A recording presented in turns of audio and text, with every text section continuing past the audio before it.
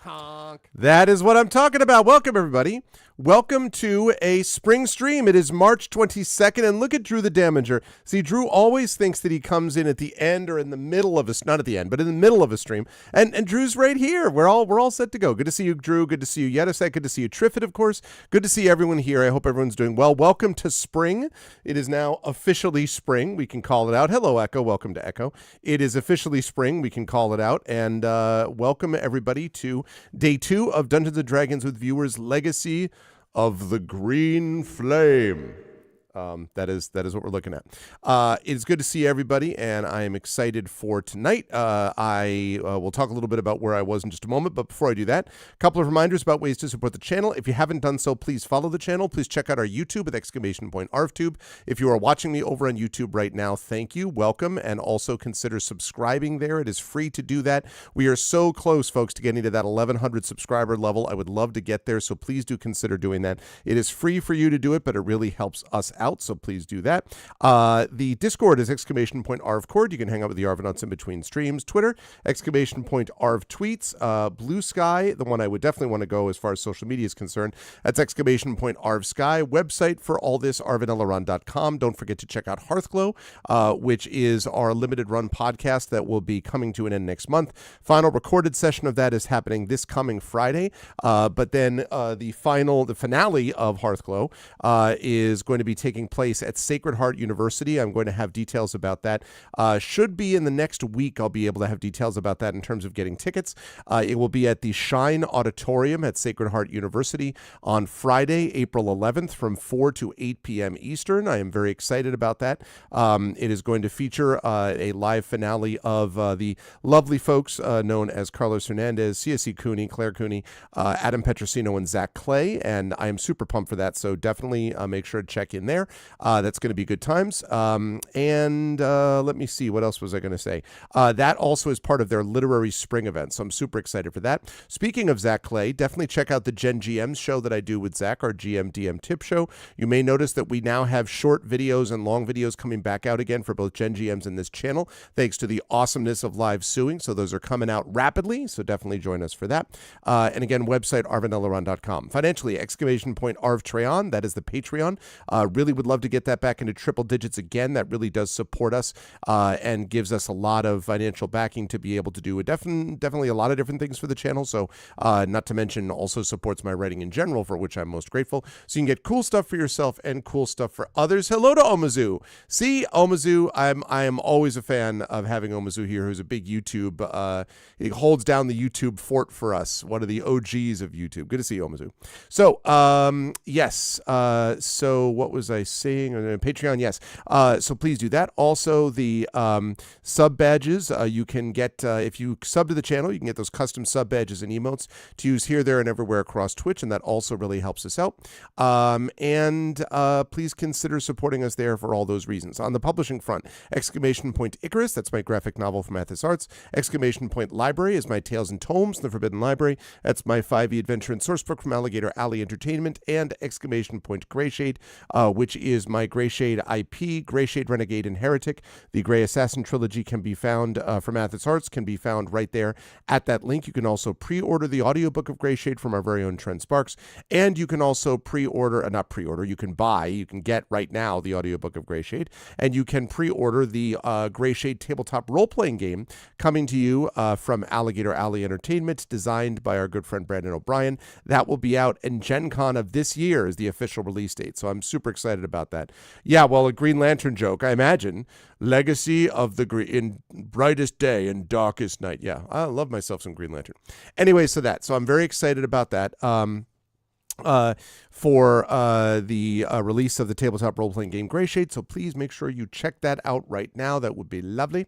And if you have not already done so, please as well support the other causes that we have. BLM, Black Lives Matter, important to affirm and assert the significance and importance of Black lives. Help Now, the World Health Organization page on suicide prevention.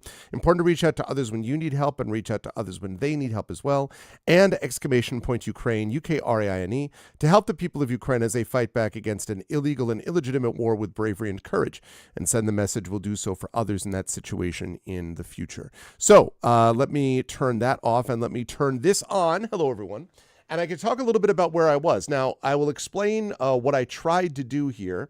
And I don't know how well it actually worked, but we'll see. So just very quickly, I am wearing my UConn hoodie, which I often wear. Why am I wearing that? Well, because today my family engaged in the yearly tradition of going up to the campus of my alma mater, the University of Connecticut, actually my alma mater and also my master's degree alma mater, and watching, going to Gampel Pavilion, where I did teach a class once, and then watching the UConn women play against the first round of the NCAA tournament, and then watching the one right afterwards. The one right afterwards, by the way, was South Dakota State, the Jackrabbits, which features a mascot with a fluffy carrot. It was very funny. My son was a big fan. And the Oklahoma State Cowgirls.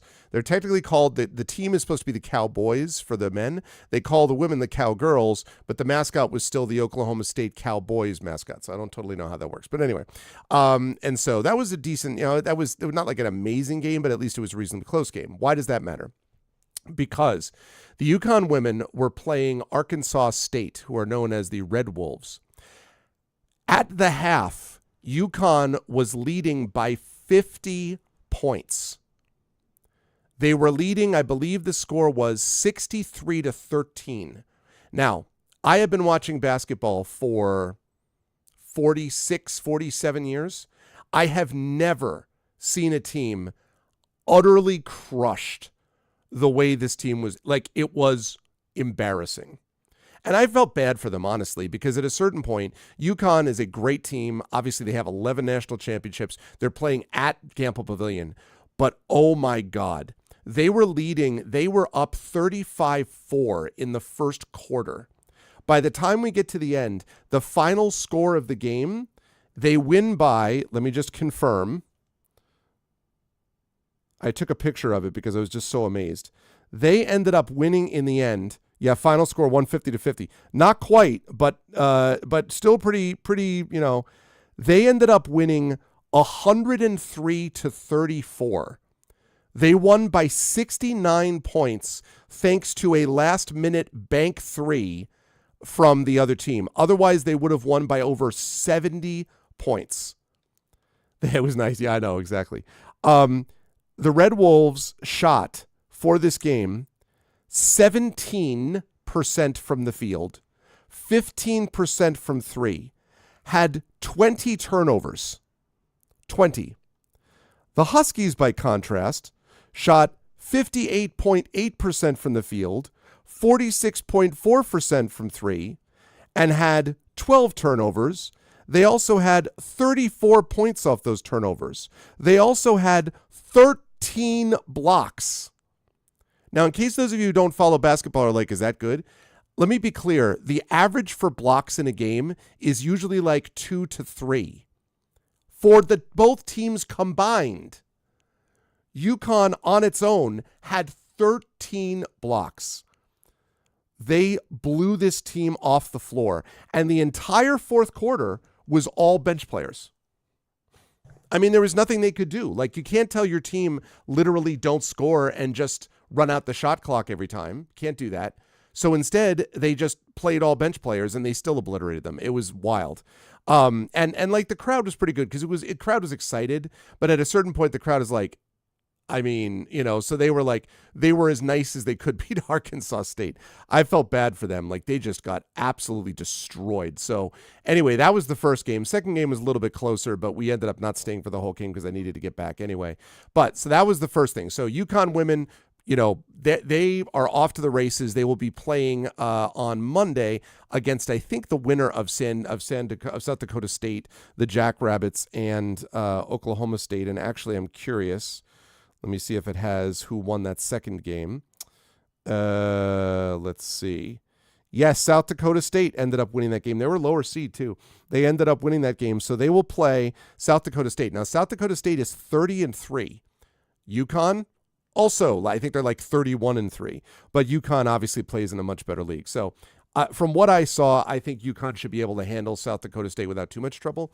But they're not going to beat them by 69 points. I mean, that was wild. So anyway, so we did that. Game was great. Okay, so Mission accomplished. They got to the second round. Meanwhile, the UConn men won last night and ended up beating Oklahoma. Another Oklahoma team ended up beating Oklahoma and doing so by about 8 or 9 points. It was a close game, but for a while, but then they pulled away like in the last, I would say 3 to 4 minutes. Played pretty well. Now they have to play Florida, which is considered the best team in the country. We'll see. My guess is that they're not going to win that game, and I have nothing to complain about with basketball, given how well all my teams have done over my life, and especially over the last 5 to 10 years. But hopefully they'll win. Regardless, I was like, okay, that's good. But you may notice that I'm wearing a red shirt. Well, I was wearing the red shirt because the university that I teach for, St. John's University, themselves has a number 2 seed in the NCAA tournament. They won the Big East tournament for the first time in 25 years. They're playing super well. And I was like, all right, great. Obviously I want to support the university I teach at too. So I wore the red shirt figuring like that at least would give them a little bit of the Red Storm their support. Yeah. The Red Storm ended up losing by almost 10 points to the number 10 seed, the Arkansas Razorbacks, who beat them pretty easily, which is what happens when you can't shoot. St. John's can't shoot. So that part didn't work. So good, really good season for the Johnnies, but that did not work. But the UConn part did work. So that explains where I was. It was a great experience. Had a lot of fun with the kids. This time we remembered to bring headphones for them because it's very loud inside that arena. So they were much more chill about the whole business. But it was just something. So the NBA podcast. Yeah, well, for the next 2 weeks, basically, that's right. A lot of focus is on the NCAA. No, but there's another thing about this red shirt, though, and I will show you what. I'm going to take off the hoodie now that I've done my UConn duty for the weekend. Well, at least for the day, because UConn plays tomorrow, the men do. And I will reveal to you the color of the shirt. I am playing. So I'm here with this red shirt. It's my red D&D shirt. This hat is not straight. It's my red D&D shirt. Strength, being able to crush a tomato. Dexterity, being able to dodge a tomato. Con, being able to eat a bad tomato. Intelligence, knowing a tomato is a fruit. Wisdom is knowing not to put it in a fruit salad. And charisma is being able to sell a tomato-based fruit salad. This was kind of a joke gift from my family, which knows my feelings about tomatoes, and thought they would combine this with D&D. So I thought, what better experience than to join all of you wearing a D&D shirt, even if it didn't work for St. John's. So that's the deal with that. As far as next few days are concerned, on Tuesday, I really like this shirt, yeah. On Tuesday, we're going to be playing No One Wants to Die, which is the game that was nominated originally, I think, by Dragonspear. That's the Patreon Field Chat Chosen Game of the Month, and that will be happening at 10:30 a.m. Eastern. Please note the early start time. That's because in the afternoon on Tuesday, I will be playing By the Dice Roll with the By the Dice Roll group with Ghosts of Saltmarsh, but I will be starting over on GOG.com's Twitch channel at 2 p.m. instead of at 4 p.m. So we're going to be running basically from 2 to 5 p.m. Eastern. That way they're getting to bed at a reasonable hour instead of in the middle of the night. Even only at once a month, that was just getting to be very difficult for them. And so now we're doing 2 to 5 o'clock for the By the Dice Roll cruise. That'll be happening on Tuesday. And then Thursday, we have more Expeditions Rome. And next Saturday, we have more Expeditions Rome. So that's what we got going on. Yeah, I'm very excited about it. But today, we have got ourselves some D&D to play. And so I have gone over here to Legacy of the Green Flame. Now, for those of you who do not remember what we were doing in this game or what this is all about, some of you may have been with me for some of my game book streams where, in fact, I just had one this past Tuesday, where I go through and chat makes the decisions. Well, this one is a little bit like that also, which gives me a chance to actually play with all of you lovely folks, but playing an actual D&D adventure. This is by Pacesetter Games. We played Into the Unknown, which was the first version of this, or the first game from them. I want to say like a year or 2 years ago, something like that. And I enjoyed that quite a bit. Chat seemed to enjoy it, so I brought it back for this one. Now, the one drawback on this has been that the QA on this was not as nice as I would have liked. So there have been some mistakes, like this map here is not quite accurate based on like the entries and so forth aren't quite right. So I've had to kind of scramble a little bit with folks. Nonetheless, it has been a game that we enjoyed, and I am looking forward to playing more of it. So, by way of reminder, we are playing a character called Umbero, who is an acolyte. He is an acolyte, but he is a half-orc acolyte sorcerer, and he is lawful good in alignment. Personality traits: I work hard so that I can play hard when the work is done. Bettering yourself is essential in life. Relic was given to me by a stranger at the lowest point in my life. I draw strength from it. And if the flaw is, if there's a plan, I'll forget it. If I don't forget it, I'll ignore it. So it doesn't necessarily plan all the time one way or the other. As far as capabilities, strength 15, dex 12, con 11, intelligence 8, wisdom 14, charisma 15. And has these sorts of things. In addition to having... the one thing I was going to check about was what we had as far as... I want to double check and see what we had as far as sorcerer or spells is concerned. So hang on a second. Yeah, that's right. So I need to make sure that I bring this up. Okay. So this is only level... This is only one... Oh, that's why. There we go. I was like, wait, what? I did have it on here. Okay. So here we go. We have savage attacks. How did we learn the languages that we have? Learned from a fellow acolyte of the monastery, a giant. We were taught by the giant who knew what it was like to be an outsider. Being an half-orc means confusion. Left much of his identity in the monastery. Feels adrift since leaving. Doesn't even know what being a half-orc really means. Because of Umberto's unconventional parentage, he was left in monastery. He never went without, but never felt he had his own. He became an acolyte because that was the path to gain respect from common folks. He serves Ilmater. His temple monastery was in a mountain valley. He has a 25 gold piece ruby. And as far as spells are concerned, he has dancing lights. He has Firebolt, Ray of Frost, Shocking Grasp. He also has these. Now, he has used one spell slot. He's got one spell slot left, but he has these available to him: Detect Magic, Disguise Self, Expeditious Retreat, or Magic Missile. So we have one of those remaining. So that is our character, which was created by chat. Yeah, so that's basically the deal. So the only other thing we need to figure out is music. Which I think I actually probably have in here already. I do. Let's fire up some music here. There we are. We should be hearing some music. Now, the story so far, chat, is that we were knocked out by some bandits, apparently, left for dead. We awoke in this inn. We were not actually killed. And we went out to see if we could track down and find the bandits, and we have been looking for them ever since. We are currently here in Grave of the Green Flame. Now, one thing that we noticed when we went down to the south here, you'll see there's a thing that says number 15 down there. When we went down to the south, we found that there was this cabin in the woods, and that around the bottom of the woods was this fog. And this fog caused our eyes to tear up and basically started doing some damage to us.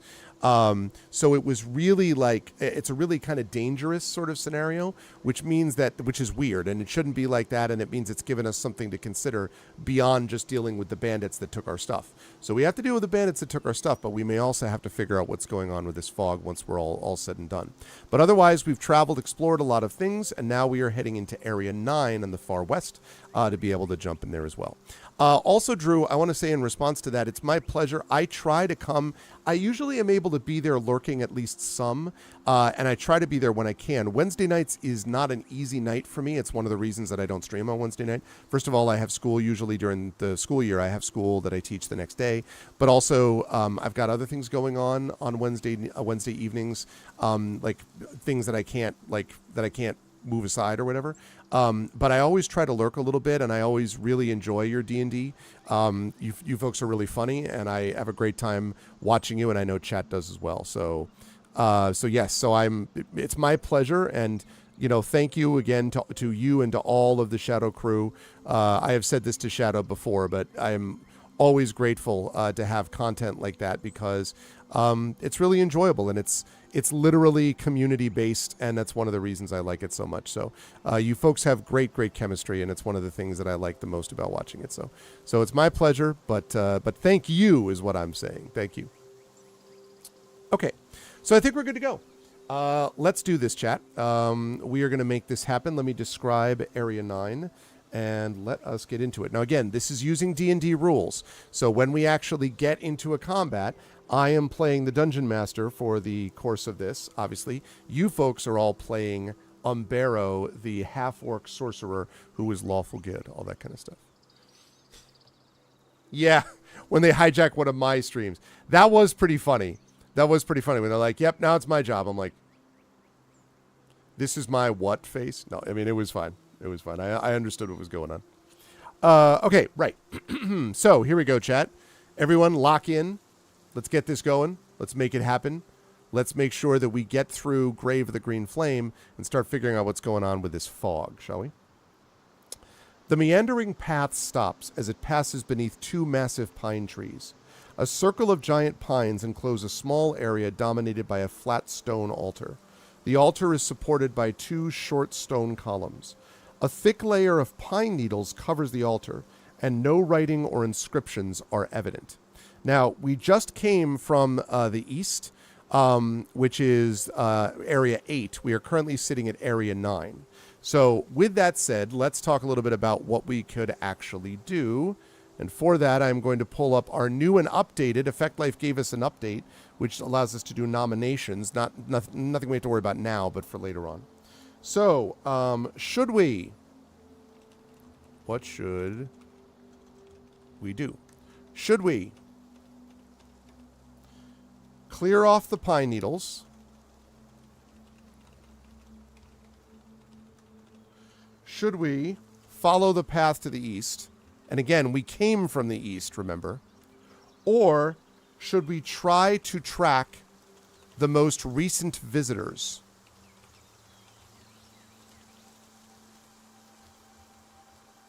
To the area, as we're still trying to track down these bandits. All right, chat, so now's the chance. $ vote space 1 if you would like to clear off the pine needles from the altar. $ vote space 2 if you would like to follow the path back to the east. Again, we came from the east. And $ vote space 3 if you'd like to track the most recent, if you'd like to try to track the most wait a second. Oh.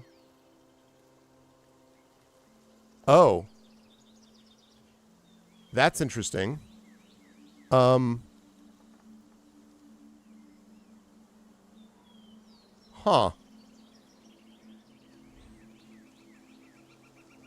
Well,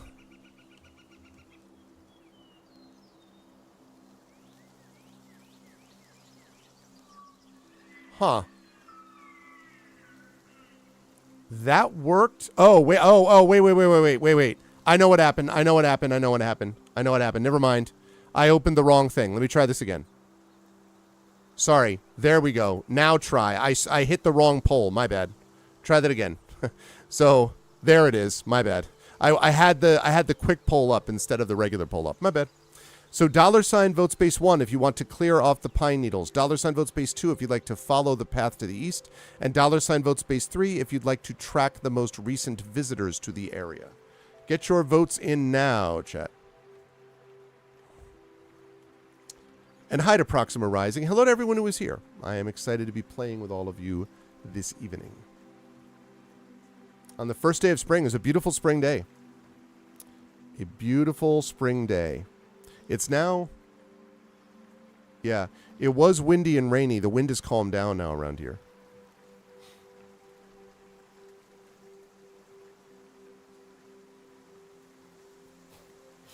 It's been spring here for days. Well, yeah, we've had some nice spring-ish type days around here, even before officially spring.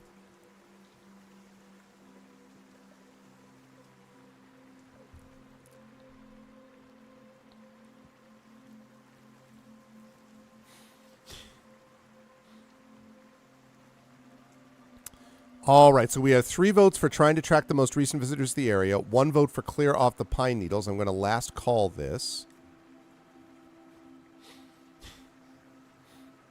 Yeah, it's definitely getting brighter. I mean, the sunset now is about 7:10. Something like that. 7:05, 7:10 p.m. Eastern. So days are getting longer. Which, no complaint about that, honestly. I like the fall and the winter, but I could do without the, everything getting dark at 5:15 in the evening. I could do without that. All right, going once, going twice. Okay, so we're going to try to track the most recent visitors to the area. So what I need is for one of you lovely folks to make a wisdom survival check. So who is going to roll for the chat? You like driving to work in the dark, really? You like driving back in the sunlight, I assume. Who would like to roll for the crew today? And it can change, but at least you want to start with one person. Who would like to roll? And then I will explain how to roll within the chat. Who wants to do it? Who would like to be the official roller for chat?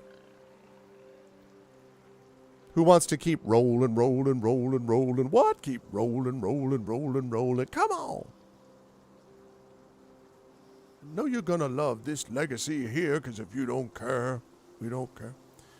What do we think? Who's up for it? Who wants to do the rolling? Who wants to do the rolling? Who would like to roll? Who wants to be the role person? Who is the role player? Who's the role model? All right, Echo. So I would like you, thank you, Echo, for volunteering. I would like you to roll within chat. We are going to do a survival check, which according to my handy dandy guide, by which I mean my character sheet, our survival is +2. So D20 +2 is what I would like us to roll, please.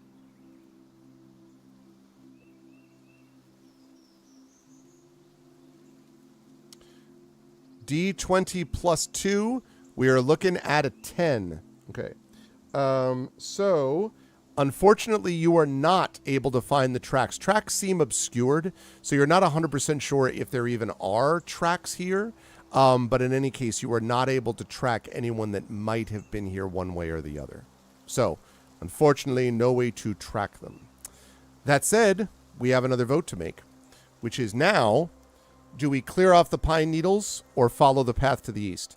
So $vote space 1 is clear off the pine needles. $vote space 2 is follow the path to east. Again, we came from the east. Be aware.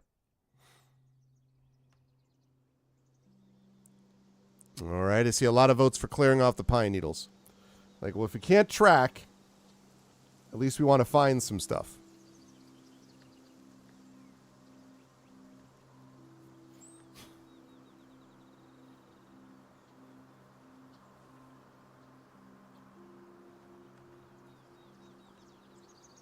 All right, we have 3 votes, 3 votes.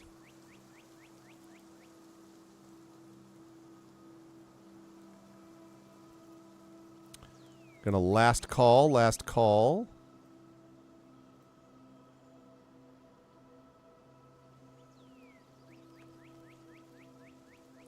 Last call.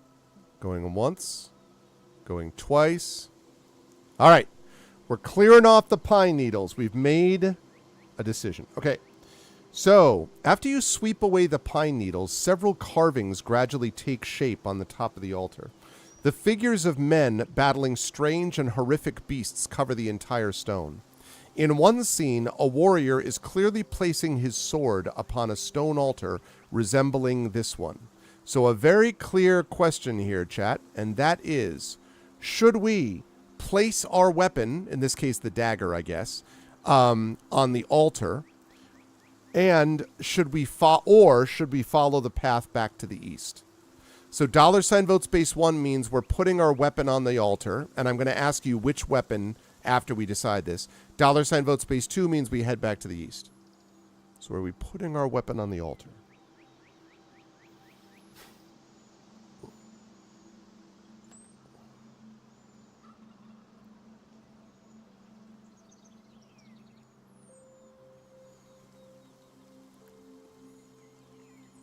We putting the weapon on the altar, $vote space 1, or are we heading back to the east? Triffid says we should. Echo says hell no. Do you put the weapon on the altar? Drew says put the weapon on the altar.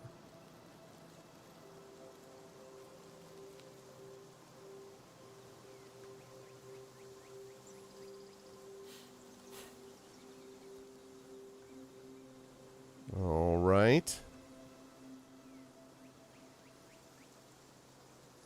There is some serious wind still going on outside, and then there's also wind going on inside this music. So I keep like taking them like, yep, there's Wind Coast Studios. Oh, there's Wind Coast Studios. Wind Coast Studios, Wind Coast Forests. All right, going once. Last call. Going twice. Okay, sold. You place your weapon on the altar. It is immediately destroyed along with you. Start again. No, I'm just kidding. I'm just joking. The altar is indeed magical, and your weapon glows upon contact with the device. Now, before I tell you what magic is done, it's magical. Are we putting the crossbow or the dagger? $vote space 1 is the crossbow. $vote space 2 is the dagger. Now, in case you're curious, the dagger is +4. However, it does much less damage than the crossbow does. Dagger is not +4 dagger. I'm just saying that to hit. So the dagger is 1d4 +2. It's a normal dagger. The light crossbow is +3, but it does 1d8 +1. To this point, we have been trying to use the crossbow more than the dagger because we shoot with the crossbow and then we fire spells. But either one would work. So $vote space 1 is the crossbow. $vote space 2 is the dagger. We know it's magical. We just don't know what magic specifically.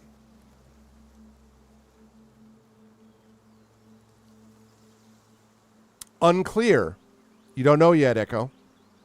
You're just putting the weapon, presumably to take it back after, the altar does whatever it does. But we don't know what that means yet. It may very well be that you are taking it with you.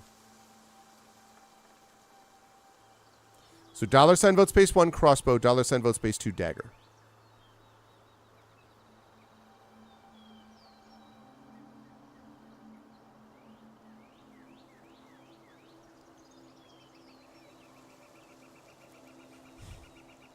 I'm going Shakunis on this? Okay. Alrighty. So we have 2 votes for the dagger, 1 vote for the crossbow. Get your votes in now, chat.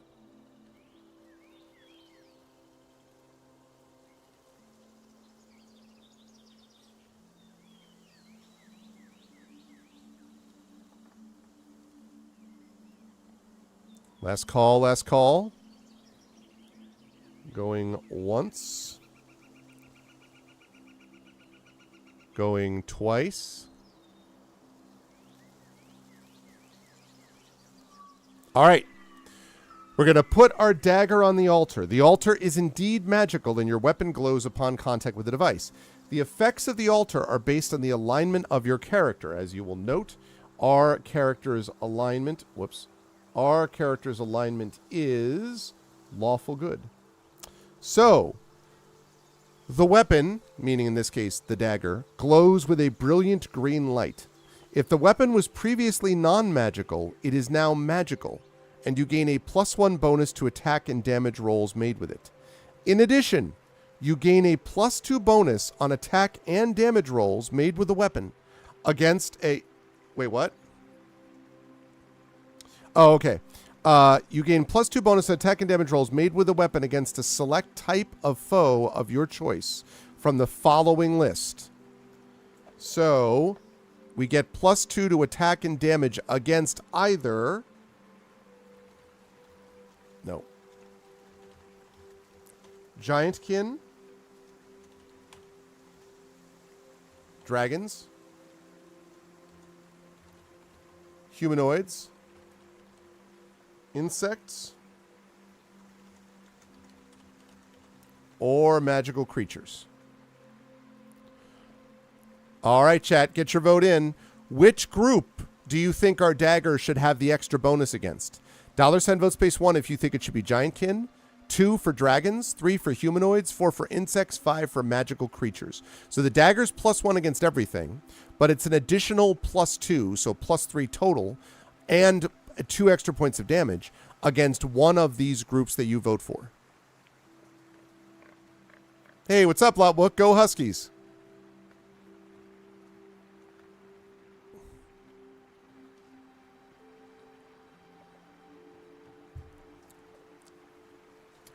The game today, Lotwook, was insane. Insane. They were leading by 50 points at half. They had 13 blocks in the game. What do I agree about? What's this? Oh, I have to pester the DM? Oh, I see. I see. And I love the fact that everyone is like, aren't those bandits humanoids? And you're like, yeah, screw those guys. All right, last call. Yeah, it was great. It was really fun though. It was always fun to go with the family to that. And then we went to the Yukon Dairy Bar for ice cream, in accordance with the prophecy. $ vote space 1 is Giantkin, 2 is dragons, 3 is humanoids, 4 is insects, 5 is magical creatures. Going once. Going twice. They just destroyed them. You're going to a Danbury soccer game at the ice arena. Nice. I have never been to that arena. I'm going to have to stop there some point. Yeah, I was just like, oh my God. Also, the funny thing is the Arkansas State, the team that UConn was playing, their logo, their mascot are the Red Wolves. And the logo is a cool logo, but if you look it up, it looks like the Red Wolf is crying. It's just like, yeah, that's what I would be doing after that game. Oh my gosh. Okay. Humanoids. Oh, you're pretty frequent to the hockey games. Almost went tonight. Nice. That's cool. Yeah. I will try to keep that in mind for sure. When we do hockey games, we do a lot of college hockey when we go to those. And or because we live pretty close, we often go to the Bridgeport Islanders. I shouldn't say often, but for like pro or semi-pro, we go there because it's like pretty close to my house, honestly.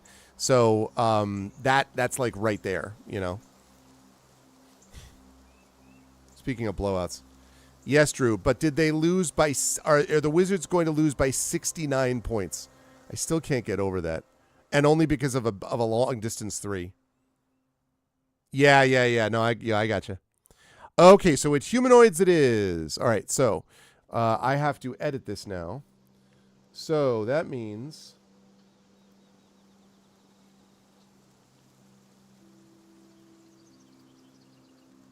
add text.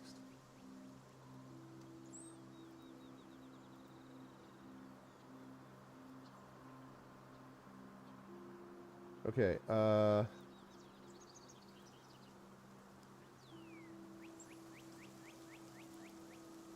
okay, so that's plus 5, plus 5.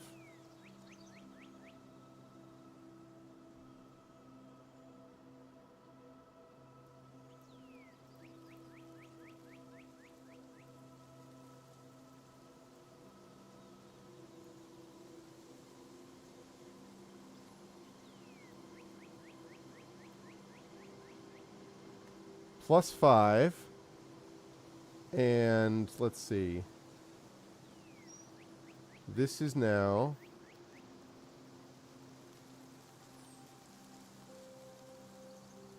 a dagger plus 1.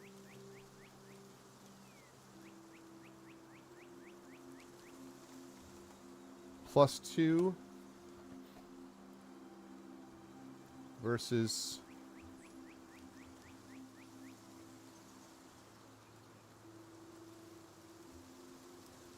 let's do that. 1 plus 1 plus 2 versus Huma. Huma.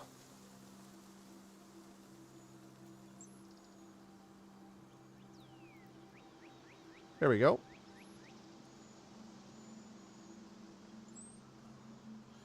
And that's now 1d4 plus 3.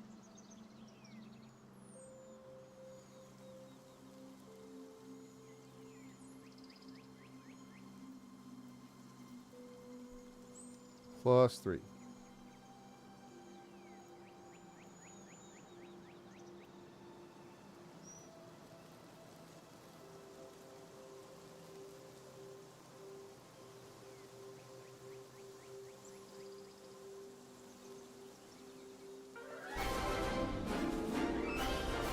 One d4 plus 3. There we go.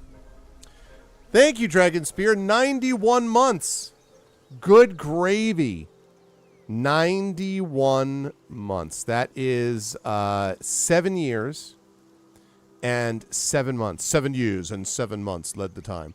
Thank you so much, Dragon Spear, as always, for the generosity. Speaking of generosity, Dragon Spear gifted me a copy of the game No One Wants to Die, which we are going to be playing on Tuesday, which he also nominated for the Chat Chosen Patreon Field Chat Chosen Game of the Month. So we're going to have that going along. I have gravy and didn't share. Wait, what? Lovely stuff. Thank you so much, Dragon. I appreciate that, man. Thank you, thank you. Okay, so that takes care of that. That is now edited officially. So now we are good to go. I'll make sure that I got that. +3. And this. All right.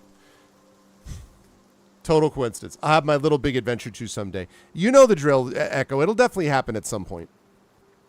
All right. So good job, everybody. We got ourselves a magical dagger now, thanks to this. Which means now we can follow the path back to the east. Okay.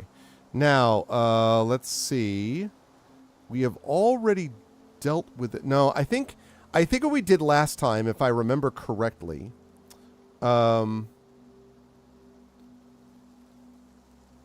just double check something on this. We want to follow the path to the north.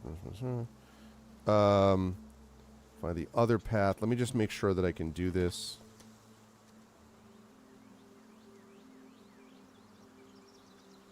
Okay. What I'm trying to remember is I should have looked this up before. Chat, for those of you who played this a couple months ago, do you remember? If not, I'm going to try to find it. Did we fight this thing? This thing was called an axe beak. And I wonder, I know we encountered it. I didn't remember if we avoided it or if we attacked it. Does anyone remember? If we did? Because it's literally the area right to the east of where we are, of the altar. The only way out of that place is. Yeah, I think we did, right?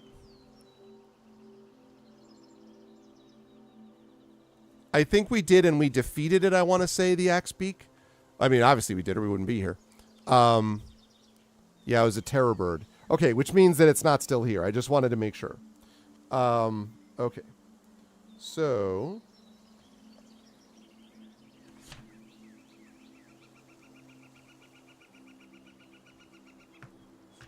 Hawk Terror. Okay. So then, having dealt with that axe beak, I wasn't sure. The only way to go from 8 is down to here, which is 13. Hey, what's up, Prince Justin? Yes, indeed. Yes, indeed. Okay, so we went back to this, and that brings us back to area 13. Prince Justin, you missed us just making a dagger. We laid it on a altar with strange symbols, and we got a dagger that is now +1 to attack and damage, and also +2 against humanoids. So, yeah. Yes, and I think we did defeat the Axebeak already. Yeah, it's pretty sweet. All right, so we are back now in area number 13, which is right here. Okay, so now we have a simple question. Following the path is not difficult in this section of the wood. The trees are large and very little undergrowth is present. The path, once well traveled, is worn clearly into the forest floor. Just ahead, the path splits, and you'll have to make a decision. Now, we're not going to follow the path to the north because we literally just did that. Because we just came from there. So there's that. Also, we came before that originally from Area 12. The places that we have not gone are to the south, which is, and to the west. So I'm going to give us an easy two-choice thing here, which is, are we going to go $ vote space 1 means that we are going to follow the path to the west, meaning yeah. $ vote space 2 means we're going to go to the path here to the south. So $ vote space 1, $ vote space 2. What is it going to be?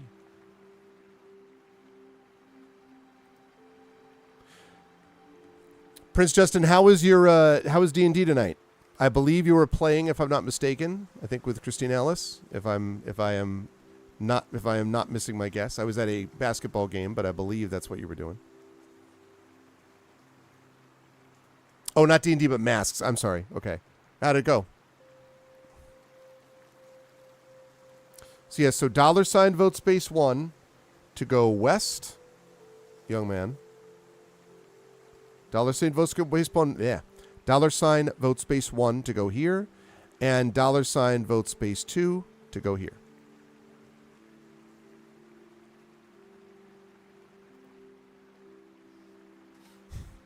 It went all right in abbreviated session. Okay, that's cool. That's all good.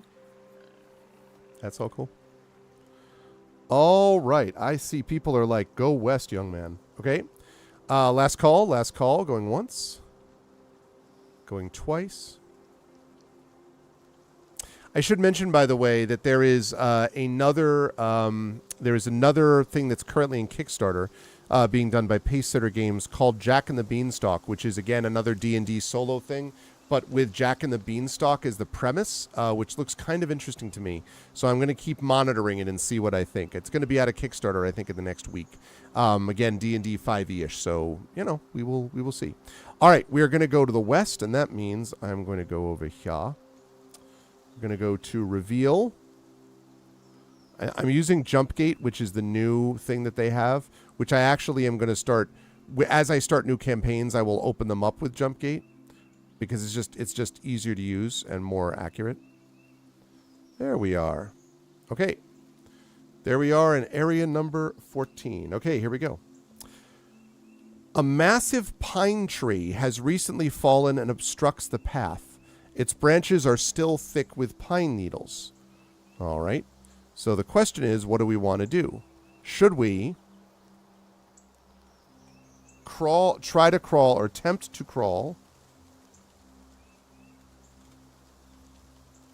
under the tree? Do we, let's see, exit the path and enter the thicker woods to go around the tree, or return to the east? Area, what is this? 15. All right, Chad, what should we do? $ vote space 1, we attempt to crawl under the tree. $ vote space 2, we exit the path and enter the thicker woods to go around the tree. And $ vote space 3 means we return to the east.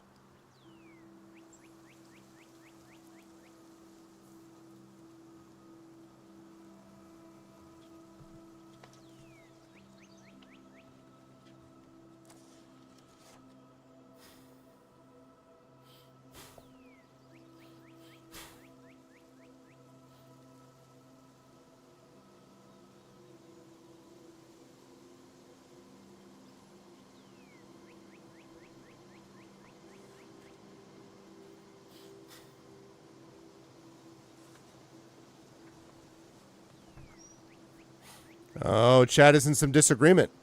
I would inspect the tree, then crawl. Well, you did, Lotwook. The tree has a lot of pine needles on it.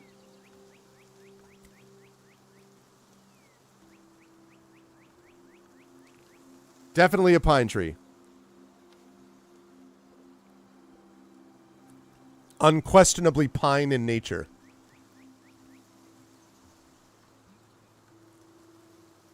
I don't mean to needle you or anything, but... So no animals ready to jump at me from it. Oh, well, listen, I mean, that's an inspection of a different color. I mean, I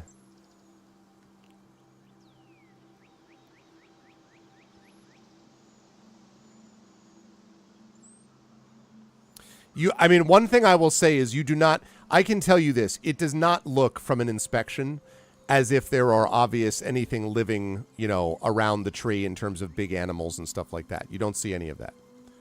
What do you take me for, a sap? Listen, I think your bark may be worse than your bite.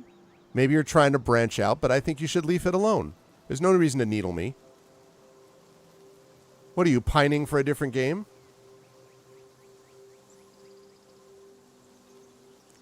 Let's go. I'll opine on it. Nice.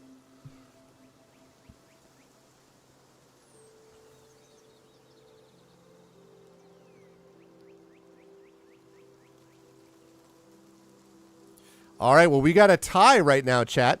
We need a vote breaker. We have 2 people who want to crawl under the tree and 2 people who want to exit the path and enter the thicker woods to go around the tree. So I'm going to last call this. Now we cedar violence inherent in ARV system. That joke was okay, I would say. I am no Tom Bombadil. All right, one more vote, chat. We need either $vote space 1 to crawl under the tree, $vote space 3 to exit the path. You can also change your vote from one to the other with $change vote space and then to whatever the vote is that you want to change it to. So get your votes in now, chat.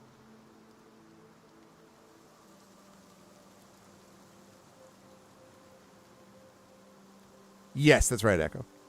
What's it going to be? We got 2 votes for crawl, 2 votes for exit the path. What should we do with the drunken sailor? Okay. Going once. Thank you, Configuration Queen. Good to see you, by the way. Going twice. All right. You are going to attempt to crawl under the tree. You are leapt upon by 5 rabid squirrels. No, I'm just kidding. Just kidding, Lotwook. Just kidding. Crawling under the tree, you are shocked to find the corpse of an orc. What measure of bad luck this creature had is astounding. All right, chat. Do you wish to $vote space 1, loot the orc, $vote space 2, keep crawling. $vote space, we will lumber our way there. Wouldn't you like to know? $vote space 1, we loot the orc, $vote space 2, we keep on crawling. Keep on crawling. What's up, Nonstop? Are those squirrels recruitable? Excuse me, sir. You seem a little nuts. If you'd like to squirrel anything away for your retirement, perhaps you'd like to join me. That would be quite a tale.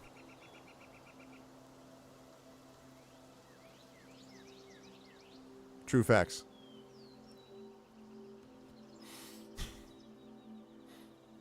Right. We're respectfully checking to see if there are letters from Ma so we can notify her what happened to her kid. Exactly. It's the right thing to do. We're just being ethical is what we're doing. Like, that's, you know. I have to say, I shouldn't have said anything. I wonder if, what, does anyone know what I guess it would be the genus, right, of the squirrel is? So you know that, like, rabbits are, I believe, vulpine, and wolf is lupine, right, and dog is canine, and cat is feline. What is the squirrel version of that? Squirpine? Like, what, I honestly, I was curious, because, I don't know. Just makes me wonder. Vermpine, or vermin?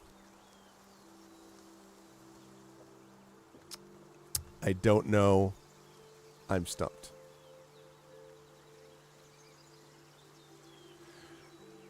Well, I think if you had an education that was more rooted, Lotwook, in science, you might be okay for this. Vermintide, cute dragon. Genus Scurius, is that what it is? And I don't know are squirrels rodents? Well, no, because, well, I don't know. So if they're rodents, then it would be...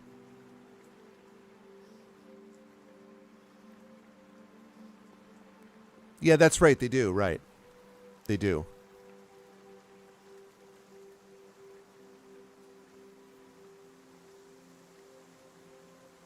Interesting. I hadn't thought about that. I guess so. Rats with bushy tails. Well, and then you have bats that are basically mice with wings. You know.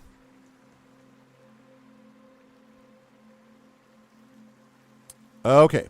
All right. You have decided to shamefully loot the orc. I mean, help the orc by telling. In all, you find a tarnished but wicked-looking short sword. It has a 15% chance of breaking if it strikes a target, but it inflicts 1d6 plus 1 slashing damage due to its jagged blade. So my first question is, are we taking the short sword? A tarnished but wicked-looking short sword. 15% chance of breaking if it strikes a target, but it inflicts 1d6 plus 1 slashing damage due to its jagged blade. So question is... Hold on. Do we take the short sword or not? $ vote space 1, we take the sword. $ vote space 2, we don't take the sword. Take it or not?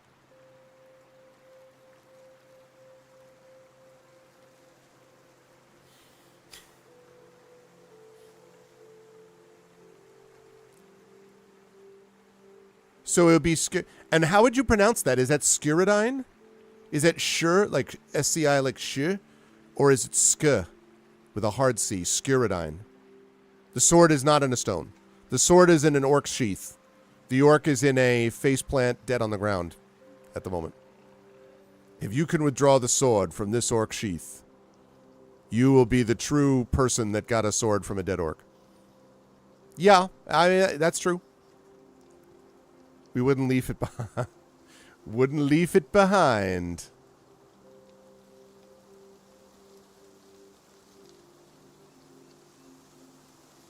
No, we would not.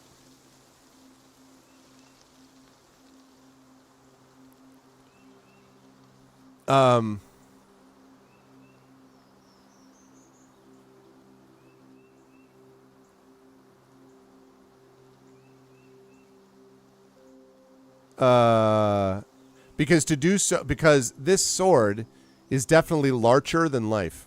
So, scurrilous rumors. All right, it sounds like we are taking the short sword with us. Okay, so this is again, let's see, tarnished short sword. Okay, tarnished. Tarnished short sword.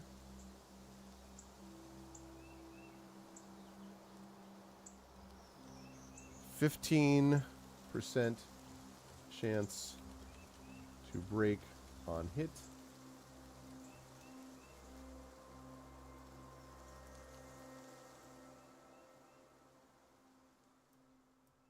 All right.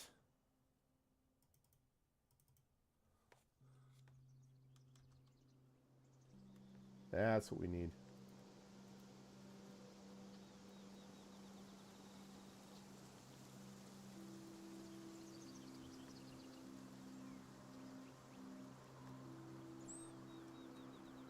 There we go.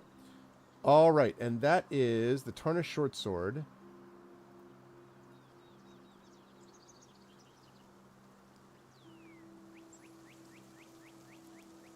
We are not proficient in it, by the way. So that means that we're just looking at a +2. Oops.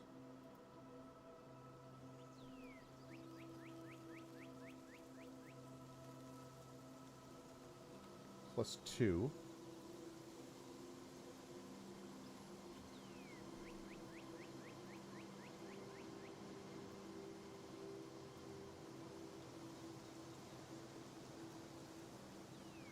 +2, and the damage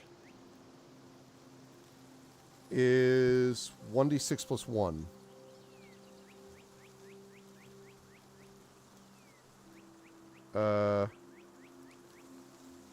Slashing damage. There we go. We also find 7 gold pieces.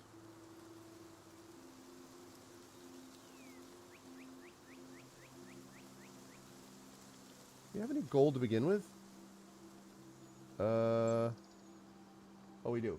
7 gold pieces, so that's 51 gold.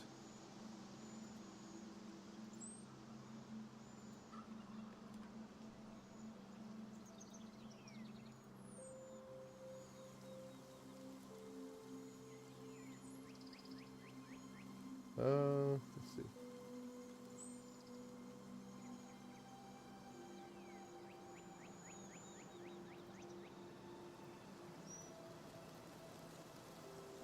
Okay, 51 gold. I need to find a more easy. We're giving off a corny pun one after the other. Hard Securidine. So it's a Securidine.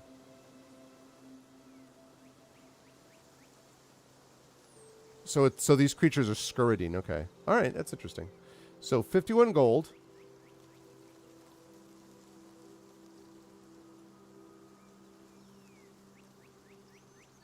51 gold. And we have 28 silver. So that is 70 silver, I believe now. 70 silver.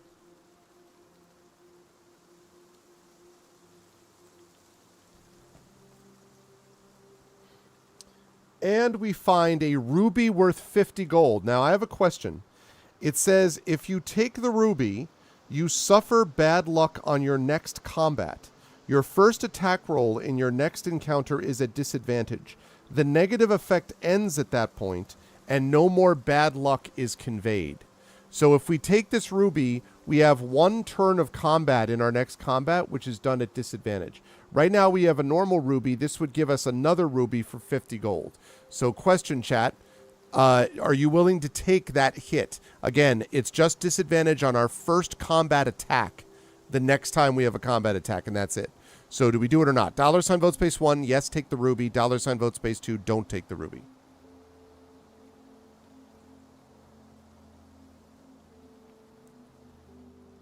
$ vote space 1, take the ruby. $ vote space 2, do not take the ruby.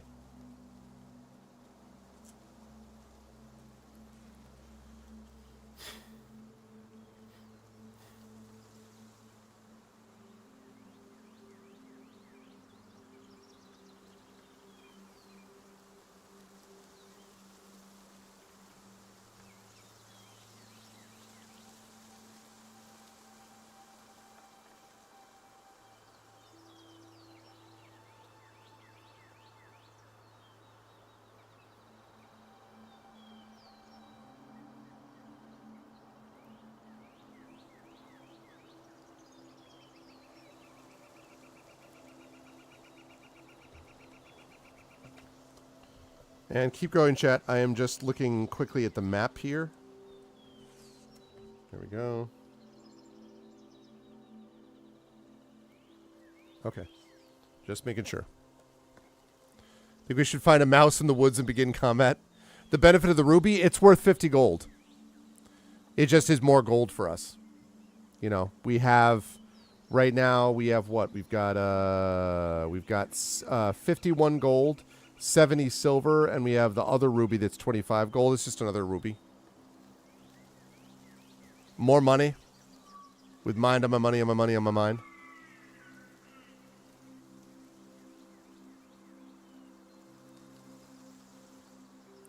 All right, looks like people want to take the ruby. But I will last call this.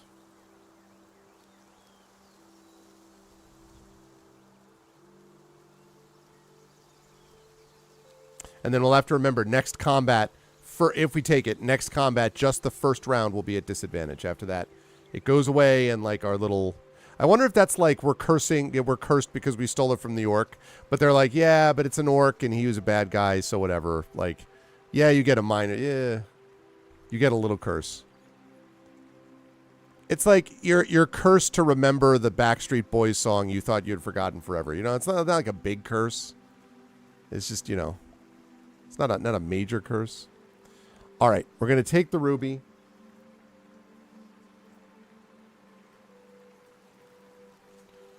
Ruby. 50 GP. Okay.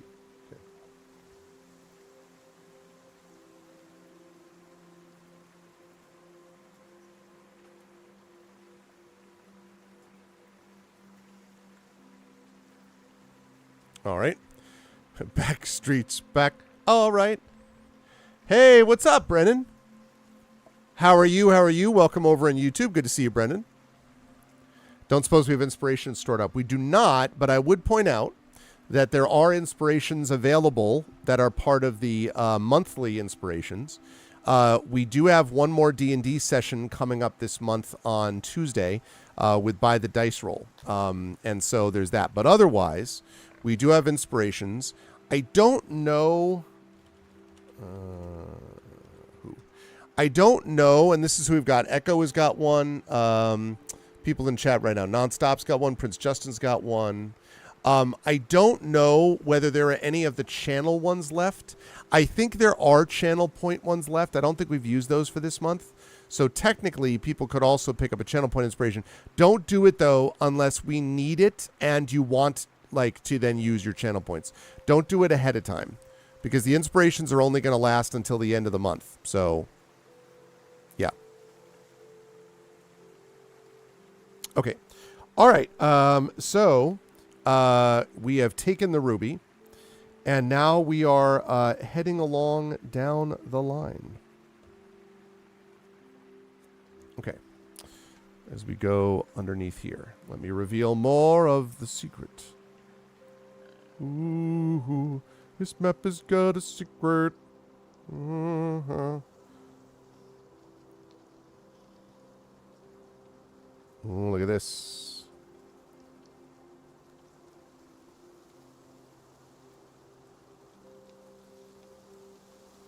All right. And let me see. Is that actually the full...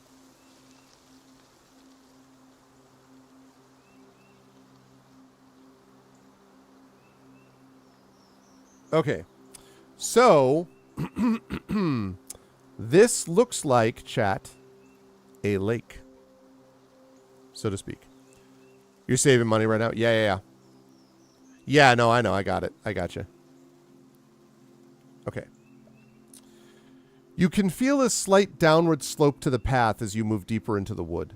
Through the trees, you see a lake directly ahead. The path ends at a narrow gravel shoreline. A canoe is beached on the shore, and a pair of paddles lie inside. Let's see.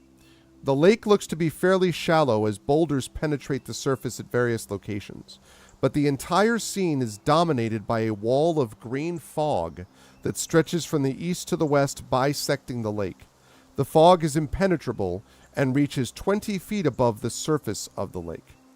All right, so, chat, we have some options as to what we would like to do.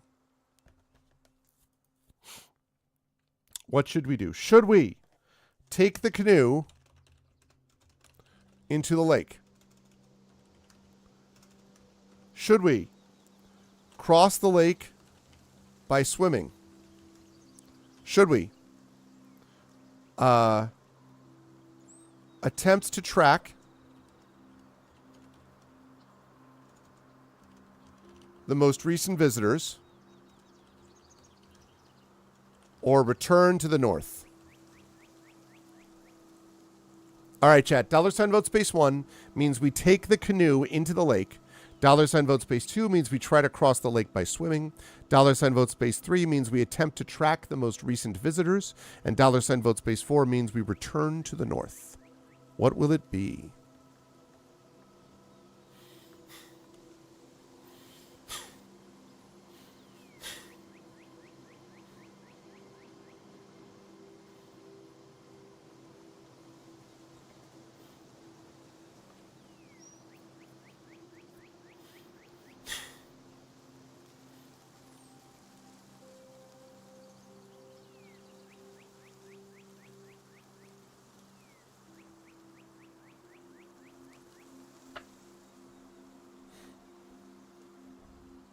This is Gamer. Yeah, I thought that's what that was. What's up, Gamer Emmy? I know you quite well. I figured that's what it was because from ArvCon, supporter donations, things like that. It's good to see you, man. I hope all is well. Welcome over to YouTube there. It's good to see you in either place. Okay, so we got take the canoe into the lake or attempt to track the most recent visitors. So, $ vote space 1, canoe. 2, cross the lake by swimming. 3, track the most recent visitors. 4, return to the north. Last call is up. So we're going once.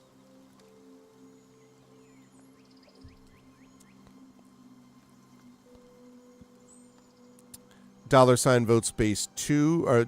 Going once. Sorry. I already know about that. Going twice. Okay. We are taking the canoe into the lake. Take that canoe into the lake. All right. You get into the canoe, and it is surprisingly easy to navigate. It's almost as if it drives itself. Moving out into the lake, you approach the wall of fog. Despite your attempts to direct the canoe in another direction, you are heading directly for the fog. All right, chat, what do we do? Do we jump out of the canoe, or do we hold on and enter the fog?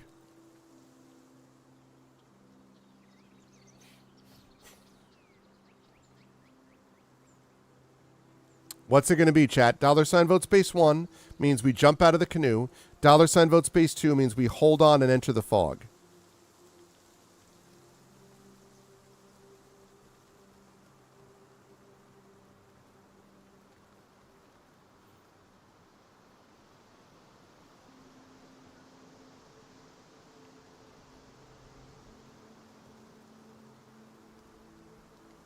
I got you. That makes sense, Brendan.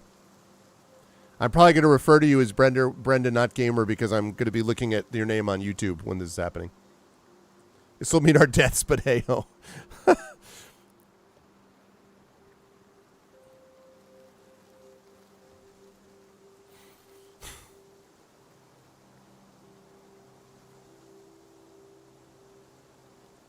All right. Last call, last call. Going once. Going twice.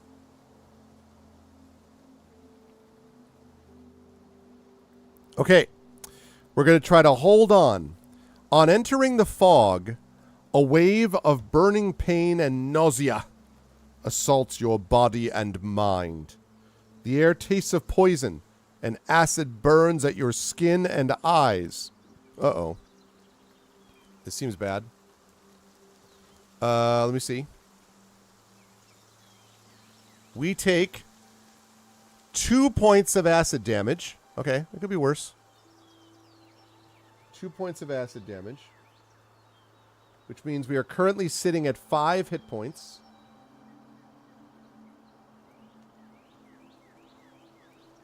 Oh, whoops.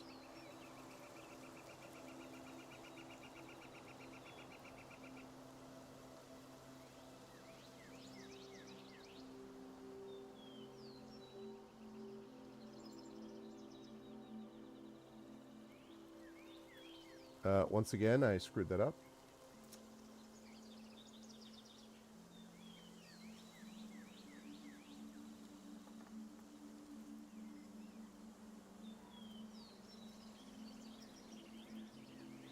Excuse you. Oh, I see why. There we go.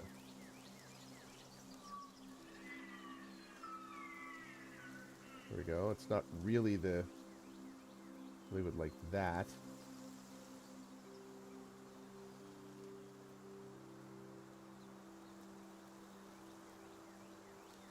Actually, wait a second. Let me just check something here.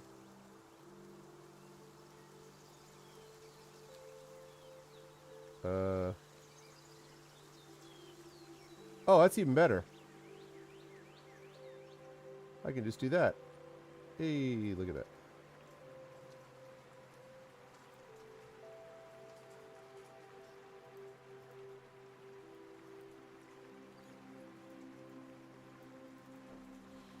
Five. What? There we go.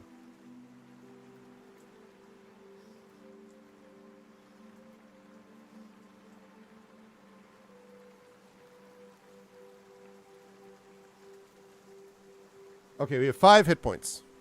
We'll never forget about this. That's true. Okay, now, there's good news, though, chat. We have taken damage, which is not great. However, so we take that acid damage. So we can either continue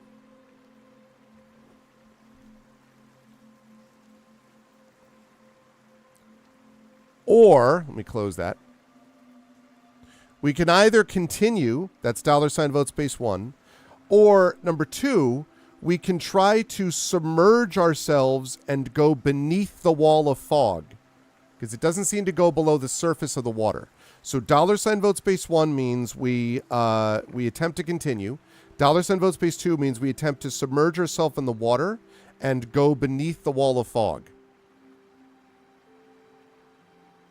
$ vote space 1, continue. $ vote space 2, go beneath the wall. Yeah. Deep breath. Exactly. I saw this in the abyss.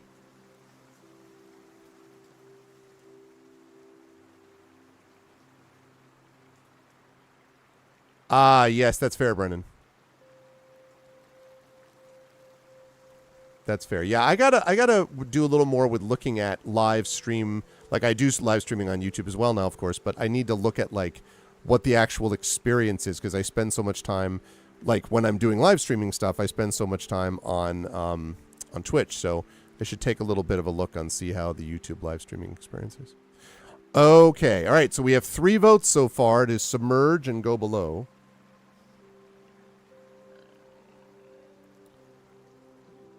Going once.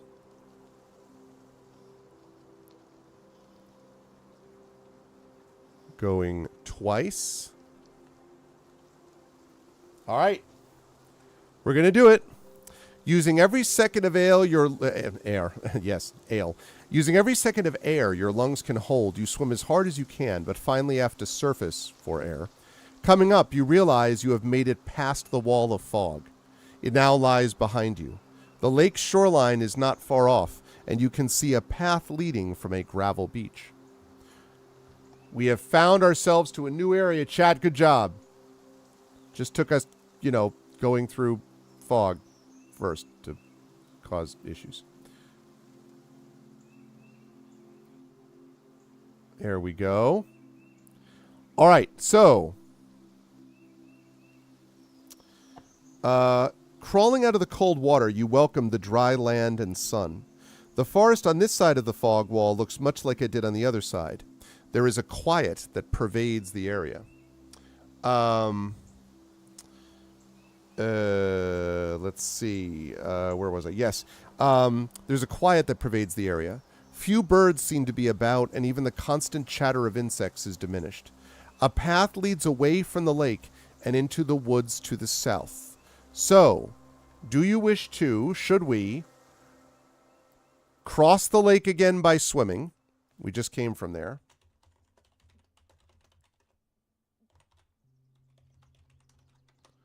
Should we follow the path to the south?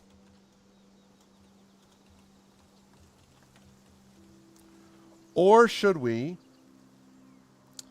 attempt to track the most recent visitors to the area?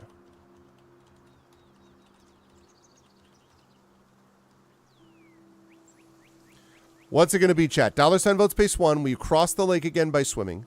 $sign vote space 2, follow the path to the south. $sign vote space 3, attempt to track the most recent visitors to the area. And yeah, that makes sense, Brendan. I'd say that's fair. Let's gain some endurance. Of course, we just came from the lake, to be clear. We did just come from this. I don't know if I should have put down cross the lake by swimming because we literally just came from the lake. Just to be clear. Hi, Zorgazel.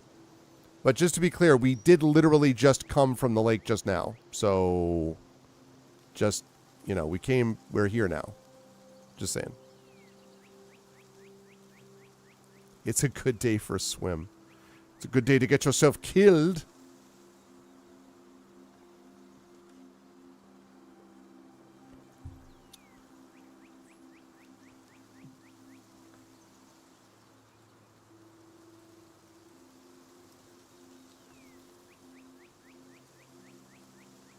With a little poison gas. He gets some laps in with a little poison gas. Okay. All right, last call. Going once. Going twice. Okay. We're going to track the most recent visitors to the area. Okay, so Echo, I need you again to do a wisdom survival check for me. So that again is going to be D20 plus 2. If you could roll that in chat, that would be lovely.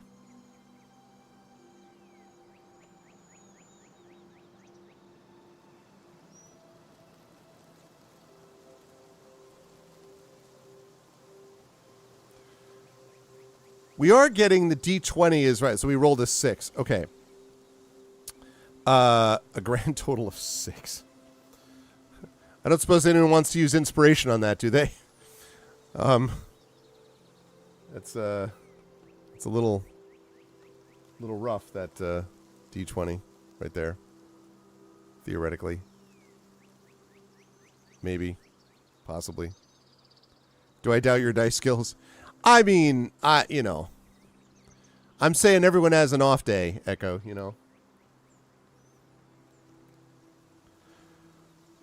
All right. Let's see. So, as the options are concerned. So, no, it says you don't know exactly what made them. I know how to roll prime. That's true. You don't know what made them, but there is no question that all of the boot tracks, which are everywhere, are leading to the south. So you don't know what made them. That probably would be what would have happened if you had made the survival check. But all of the boot tracks are leading down the path to the south. So with that said, now that we know that, all the boot tracks leading to the south, are we doing that or not? $ vote space 1, head to the south after the boot tracks. $ vote space 2, don't do that.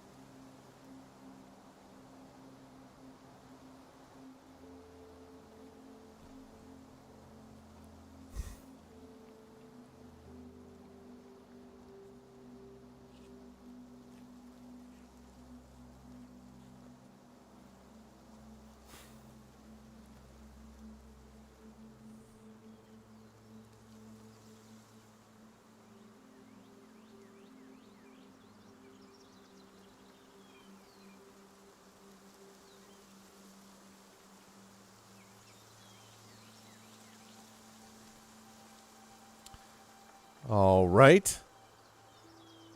Going once. Going twice. And there we go. All right.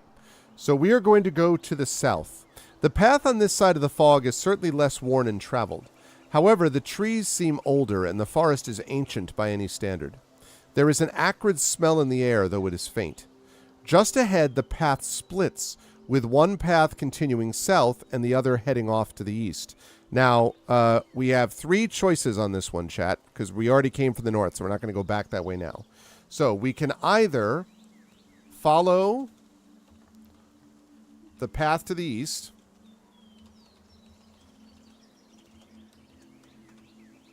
or we can follow the path to the south, or attempt to track the most recent visitors. What's it going to be, chat? $ vote space 2, we follow the path to the east. $ vote space 1, follow the path to the east. $ vote space 2, follow the path to the south. $ vote space 3, attempt to track the most recent visitors. What's it going to be? Get your votes in now, chat.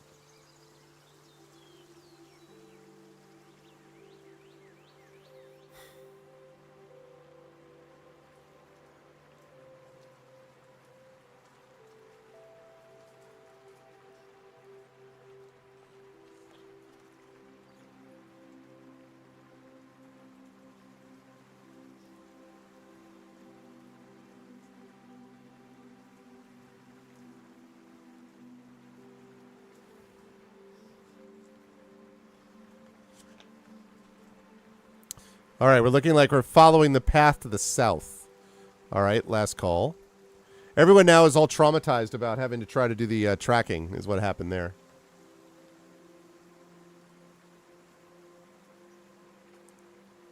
All right, going once.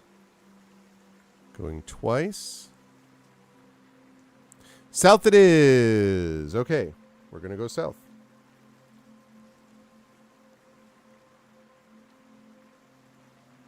Which is, where is that? South, south, south. Okay.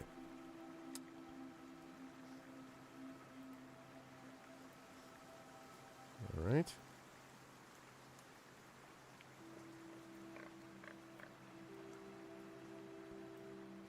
Area 20. Which I think is like the bottom of the map, I believe. Just making sure, but I think that's right.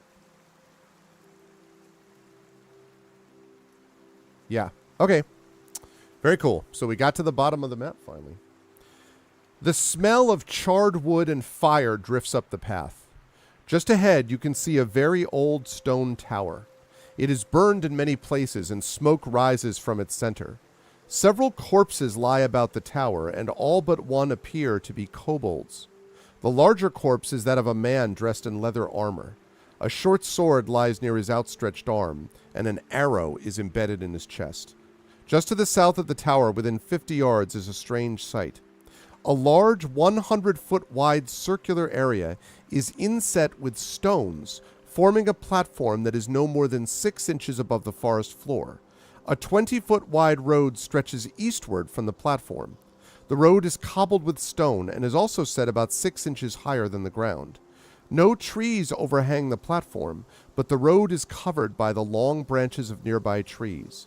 The road follows the contour of the hilly ground, and you can only see about 100 yards beyond the platform. All right. That's a lot of stuff going on. So, here's what we can do. Do you wish to, should we circle the tower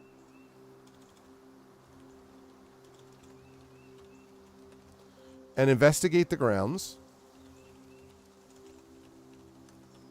Should we enter the tower? Should we follow the... well, we already came from the north, so never mind that. Should we investigate the platform? Or follow the road? All right, Chow, what do we think? Do we circle the tower and investigate the grounds? That's $ vote space 1. Do we enter the tower? That's $ vote space 2. Do we investigate the platform? That's $ vote space 3. Or do we follow the road? That is $ vote space 4. What should we do, Chad? What should we do when we do this thing? What should we do when we do this thing? If we follow the road, will we find a yellow wood? Exactly. Well, and we won't be able to travel both and be one traveler, which means long might we stood. As he messes it up for the rhyme. Hi, Mrs. Dunsel. Welcome, welcome. All right, so $ vote space 1, circle the tower, investigate the grounds. 2, enter the tower. 3, investigate the platform. 4, follow the yellow brick road. That's not the yellow brick road. It's a road of stones.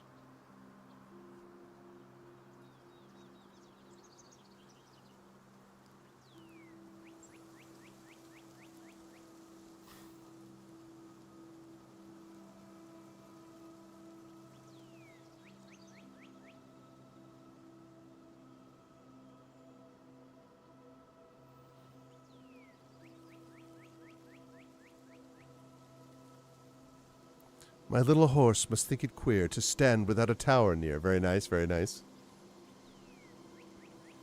All right, last call, last call. Going once. Going twice. All right, we are going to investigate the platform. The stone platform is 100 feet in diameter and looks to be a perfect circle. The stones are weather-worn and smooth. Near the center of the platform, you find what looks to be an oblong green plate. It is incredibly strong, yet somewhat pliable. You swear it looks like a fish scale, but the fish would have to be gigantic. You toss it in your pack, thinking it is worth 50 gold pieces. All right, so we have an oblong...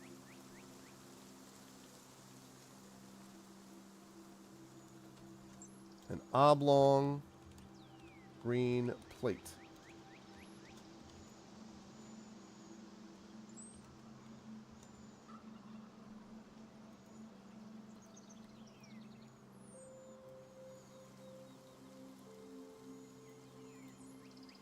Okay. Alrighty. Okay. So now that we've investigated the platform, we can move this. Oops.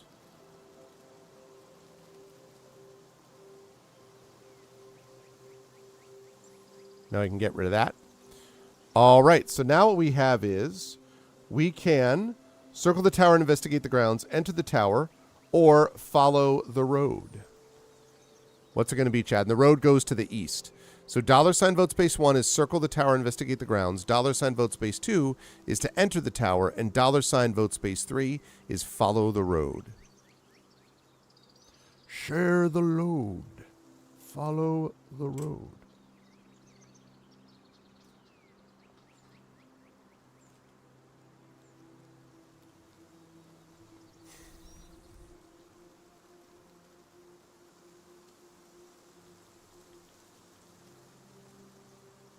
All right, circling the tower, investigating the grounds.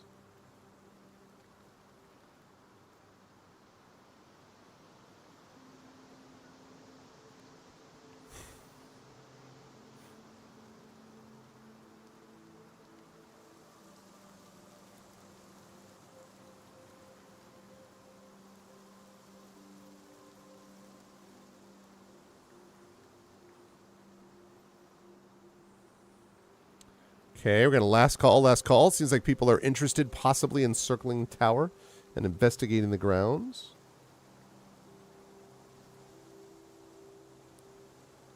Going once, going twice. Okay. So, time to circle the tower. The corpses of 6 kobolds lie dead. All have been killed in battle and display wounds from swords. A bandit also lies slain amongst the kobolds. All right, so that's what you discover about the grounds, which means now you have a very simple decision, which is just, do we enter the tower or do we follow the road? $ vote space 1 is enter the tower. $ vote space 2 is follow the road.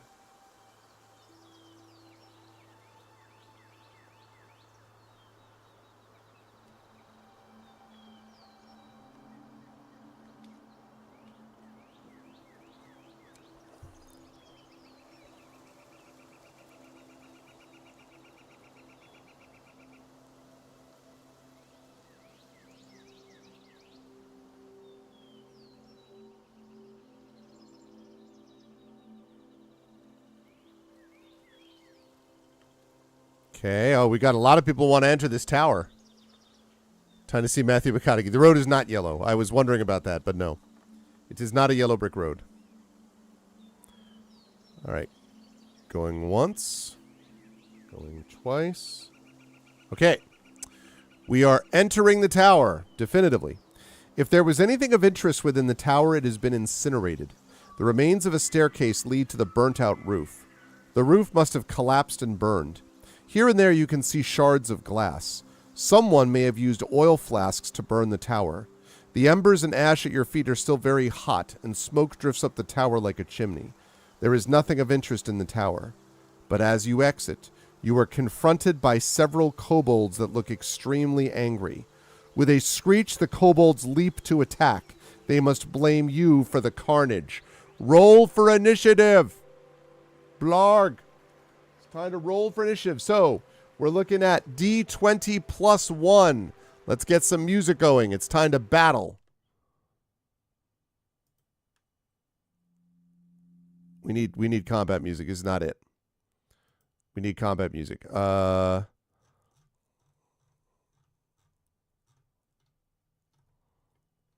see. Is it this one? Nope. Nope. I guess we could do this, actually.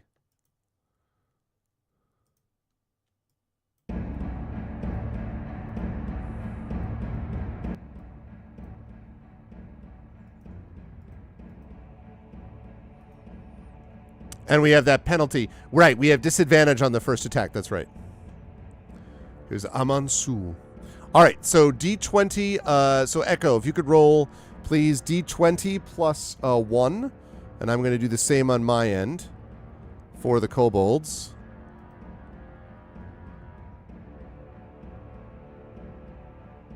Are you sure that you're rolling? Can you roll D20 again? I just want to double check something. Huh. All right. I guess it's working. Okay, so you rolled a 3. Well, my folks rolled a not much better, but it was a 4, so that's enough.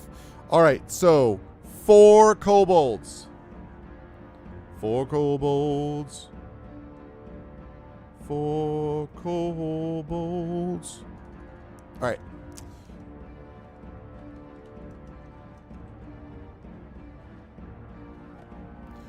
right, let me just get my stats here.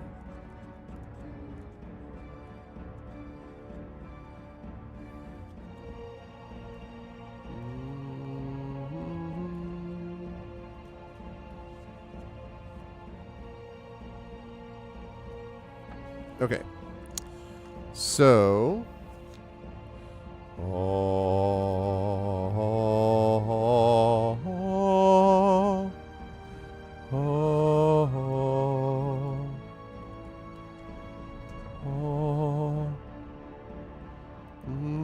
Bow, bow, bow.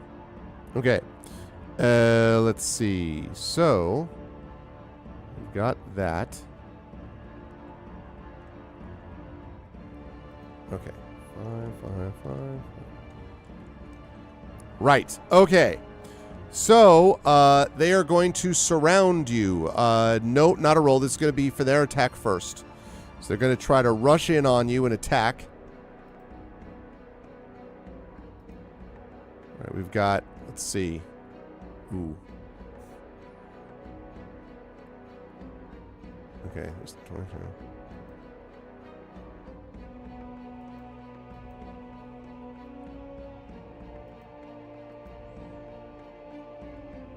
Okay. This might be a problem because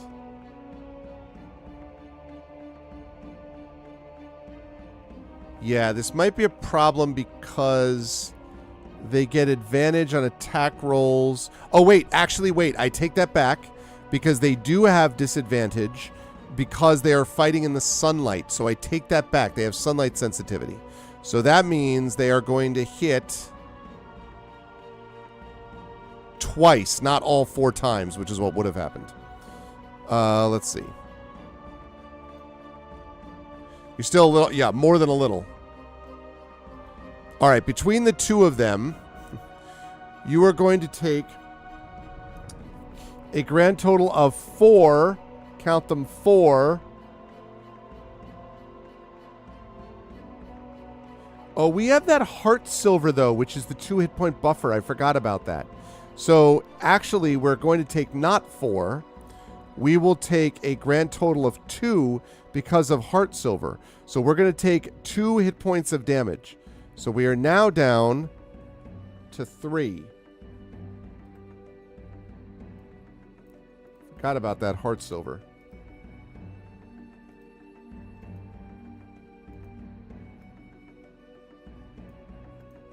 Okay. All right. So now it is our turn to go. And my recommendation, Chad, is going to be that we wipe these guys out fast because we are going to have a hard time surviving another round. Now, we're going to have disadvantage on our attack roll, which means, as Prince Justin points out, which means maybe we might want to think about using something else, like, say, a spell. Now, we happen to have with us Magic Missile, right? We happen to have that. So one thing we could do is we could shoot out this Magic Missile and try to take out a couple of these at the very least. Yeah. So the question is, chat, do we attack normally? We have 3 choices. Well, we could also run, but that's going to provoke an attack of opportunity. So do we attack normally, $ vote space 1, or do we attack using a spell, presumably Magic Missile, $ vote space 2? So 1, we attack normally, $ vote space 2. We attack using Magic Missile. Use our Magic Missile spell. $ vote space 1, attack, $ vote space 2. Pew, pew, pew. Pew, pew, pew, pew.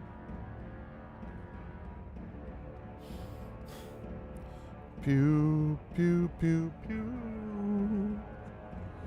Pew. Pew, pew. Pew, pew, pew, pew, pew. Pew, pew, pew. Pew, pew, pew. Pew, pew, pew.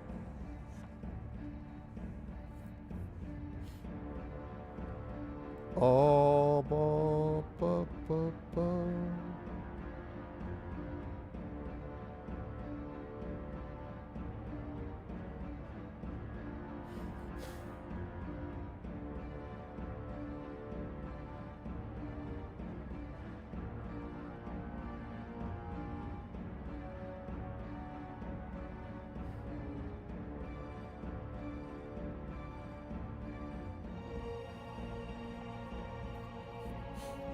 All right. So, going once. Going twice. And sold. A spell it is. All right, so we are going to shoot Magic Missile, which has the powerful effect of being able to hit more than one creature at the same time.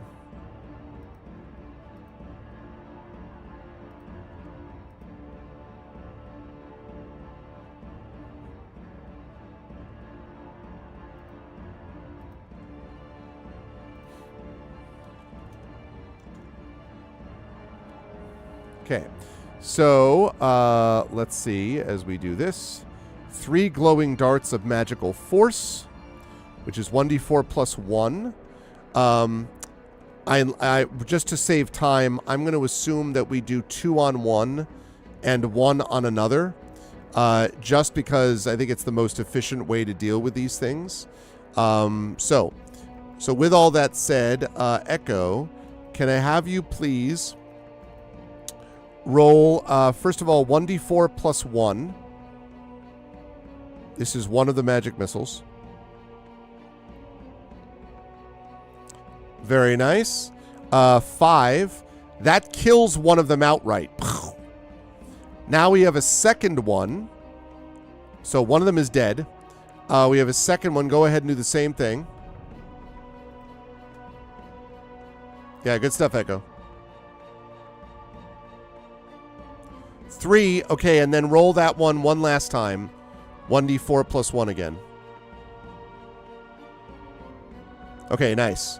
So, rolled 5 again. All right, so nice work there. So, 2 of the kobolds are dead. So, you took out 2 of them. Very good, very good. The next round begins.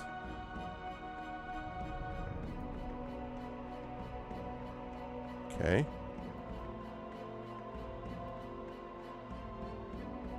Very nice. And this second time, I think they're going to miss us because of that disadvantage fighting in sunlight.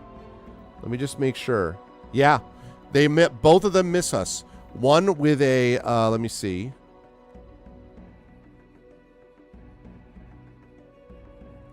Yep.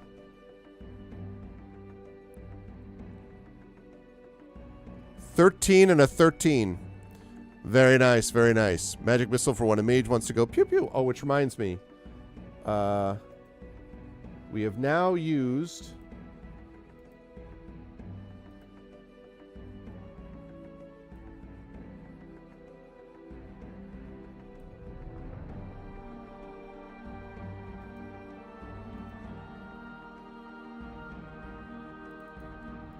All right, we've now used 2 spell slots.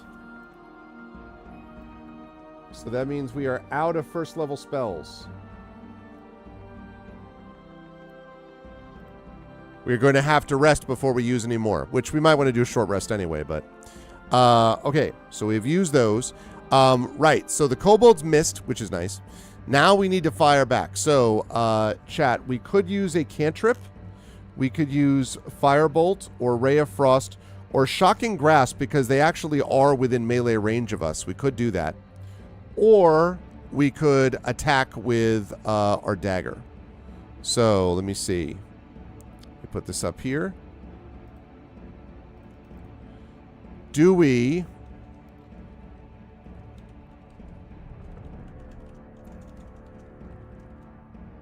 And actually, they're in melee range, so...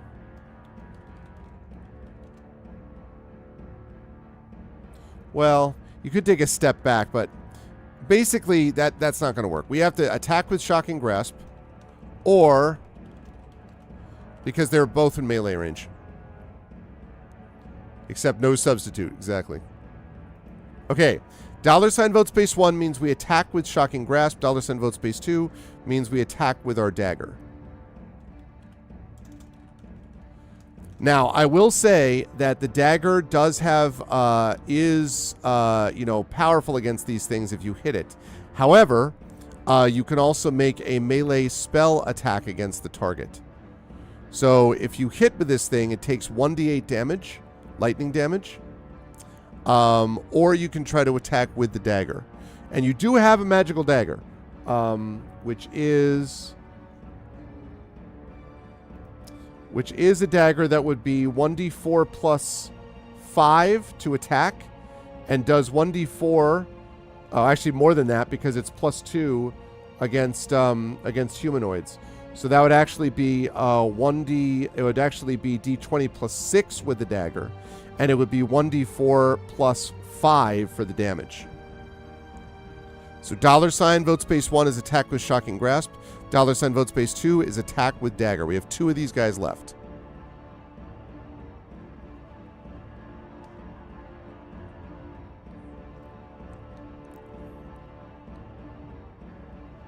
This is the dagger that we just made magical with the power of the altar.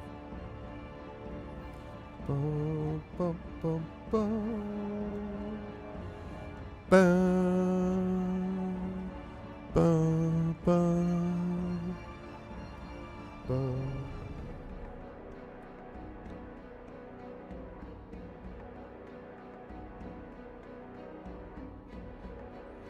All right, so far we have 2 votes in. 2 votes, only 2?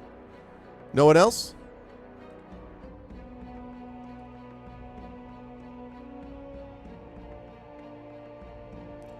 Any other votes? $ vote space 1, attack with shocking grasp. $ vote space 2, attack with dagger. Last call. Last call. Going once. Going twice. All right. Attack with a magical dagger it is. Okay, so these are humanoids. So we're looking at D20 plus 6. I believe it is, Echo. D20 plus 6.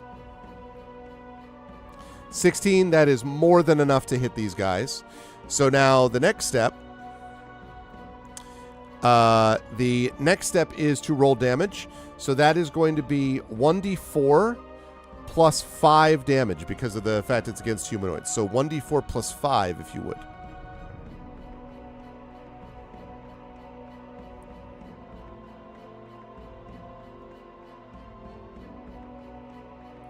(1d4 plus 5). That is a 7.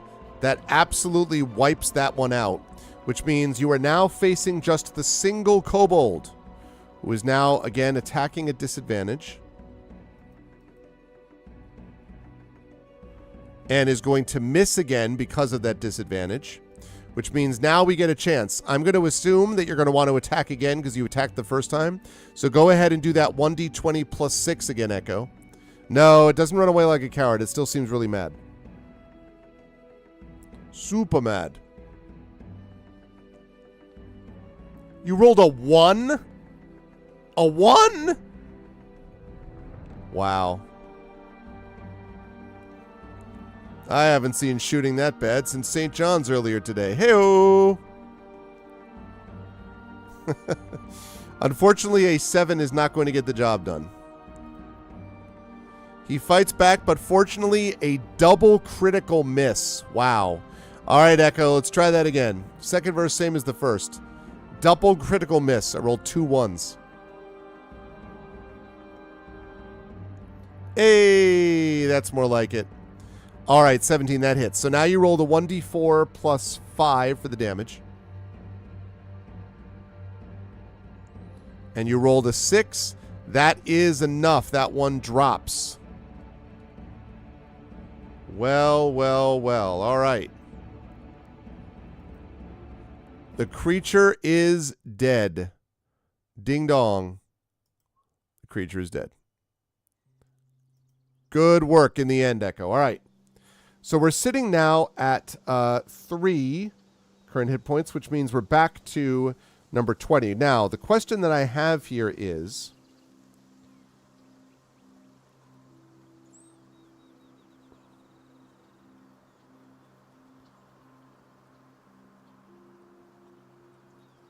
let's make sure we get this right.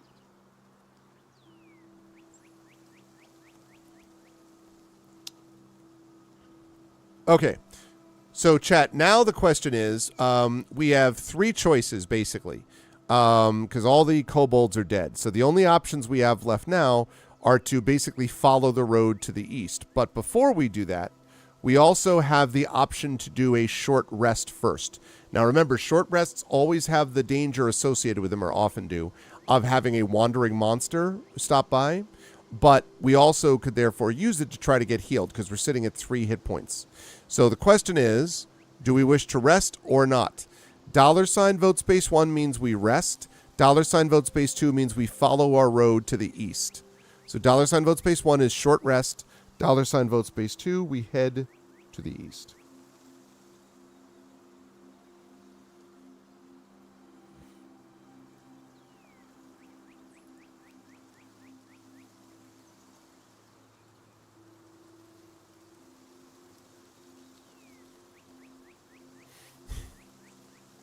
Exactly.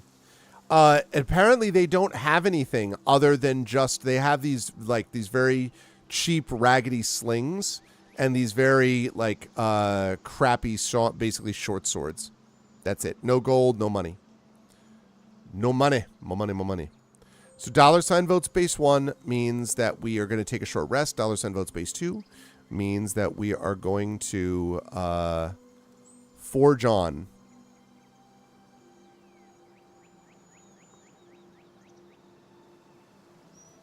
All right, last call, last call.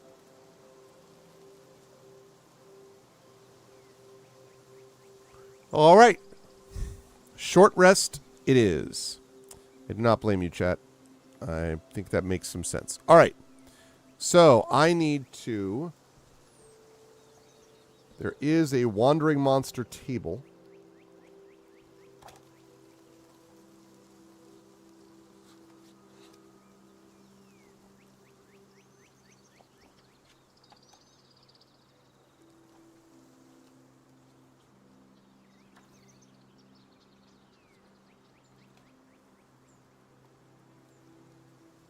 Okay, hang on a second while I get this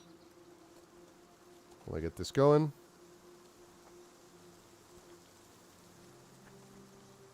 As I find the table.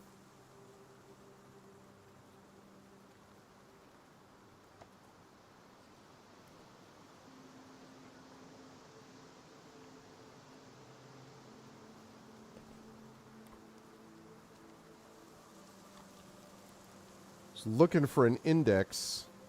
And apparently I don't have one. Okay, that's fine.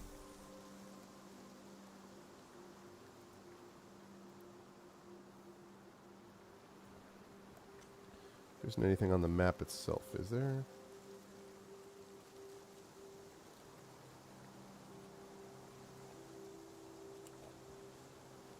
There is not. All right. So...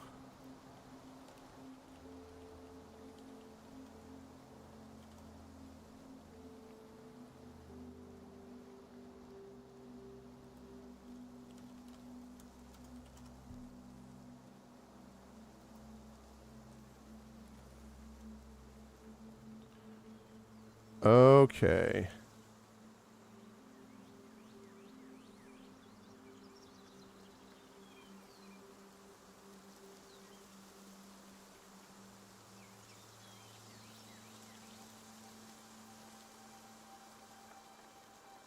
Okay. Let me roll. Okay. Right. Okay, there's that. I have that somewhere else. I do. Okay. All right. You will be happy to know, chat, that a wandering monster does not appear. What to my wandering monster should appear does not appear. So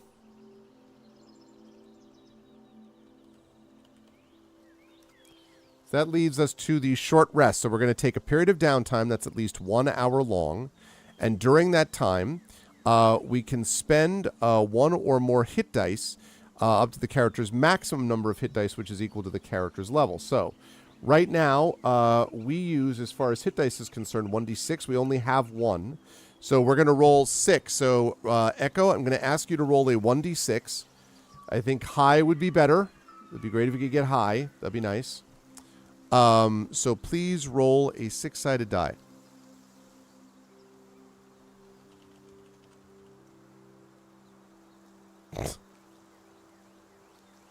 So remember the part where I said roll high?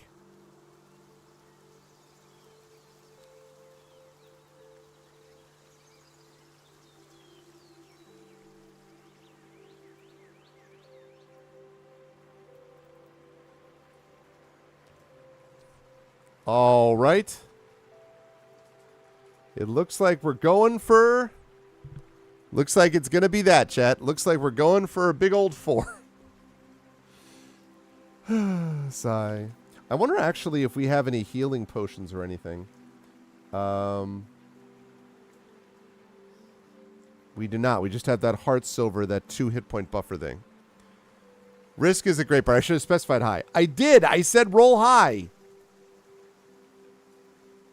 I did specify. Okay. All right. So we take the rest, and then we head off to follow the road. Okay. The road rises and falls with the topography and twists and turns just enough that you can never see more than 100 yards to your front. Massive trees, gnarled by hundreds of years of growth, flank the road and restrict your vision. The forest seems more ancient here, and something dark and sinister claws at your mind. You feel that you do not belong here, but your curiosity is winning the battle over fear. Coming around a particularly sharp turn, you see 4 men in what appears to be a heated argument. Oh, and I forgot that I didn't reveal this part. Sorry. Reveal.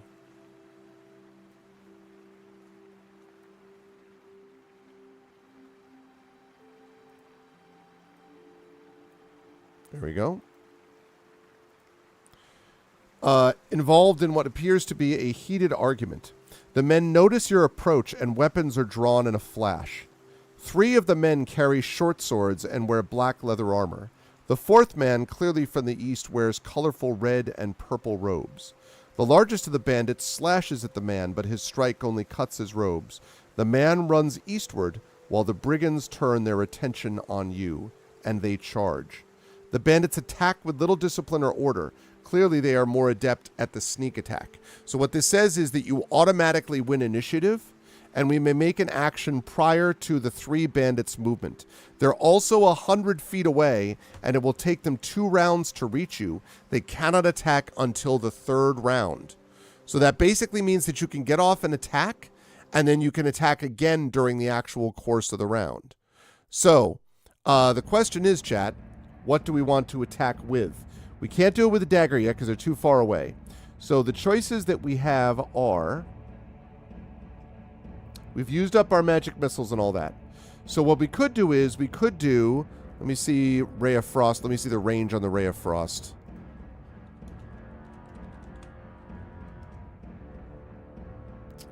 Let's see. Ray of Frost range is 60 feet. They're too far away. Can't do that. Let me see about the Firebolt.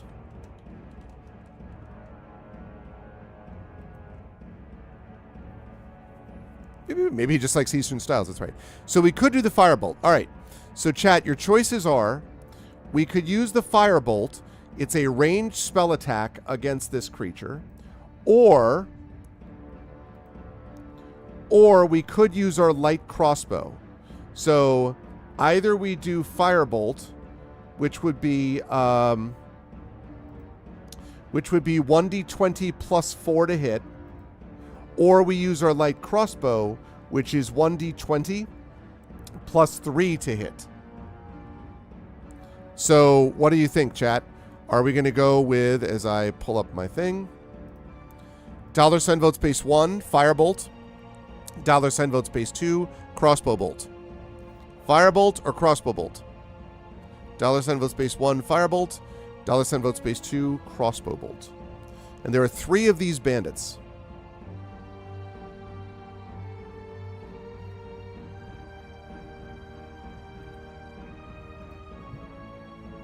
What? Oh, sorry. I beg your pardon. I thought I opened that one. Okay, my bad. There we go. Sorry about that. Try it again. My bad. Now it should be ready. $ vote space 1, Firebolt, $ vote space 2, Crossbow Bolt. Sorry about that. I did it closed on itself. Maybe because I closed it by accident because I was trying for something.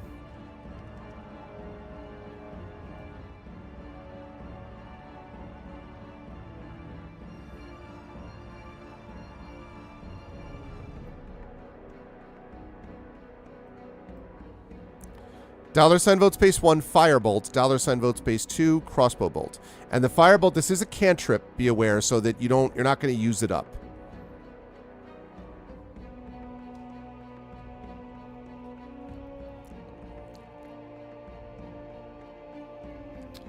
Looks like a lot of people are looking at the crossbow bolt here. Okay.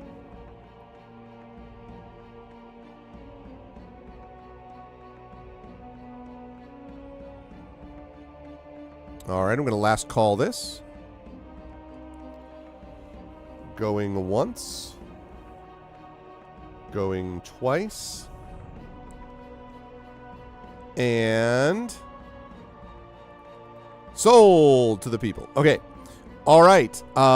You are firing a crossbow bolt. All right. So go ahead here. 1d20 chat. I mean, Echo. We're looking at 1d20 plus 3. 1d20 plus 3 to see if we hit this deadly bandit.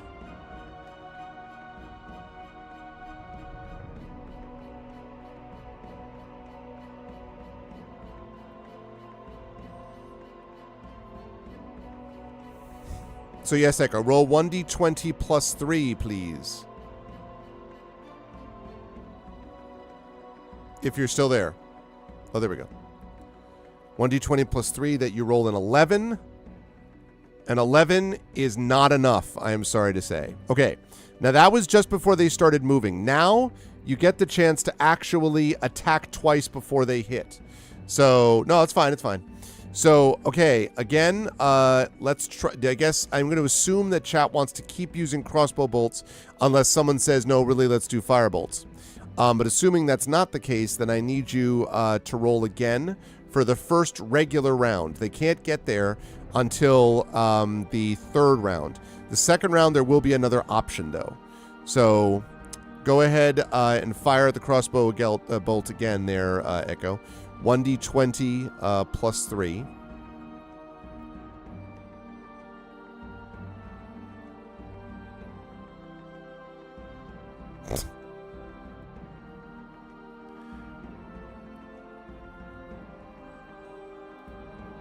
Yeah, that's a clean miss. Okay. Now, the second round, as these 3 bandits charge in on you, getting ever closer. Really might want to hit them one of these times. Okay, you do have another option, though, which is that now they're close enough that you could use a Ray of Frost if you wanted. So a Ray of Frost...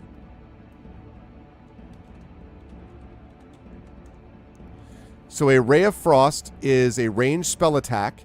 And again, that's 1d20 plus 4. That will do 1d8 damage, and its speed is reduced by 10 feet when you hit it. So you could do a firebolt, you could do a Ray of Frost, or you could try yet another crossbow bolt, which has been super effective so far, by which I mean not at all. So, firebolt, Ray of Frost, or crossbow bolt. What's it going to be, chat? $ vote space 1 for firebolt, $ vote space 2 for Ray of Frost, $ vote space 3 for the crossbow bolt.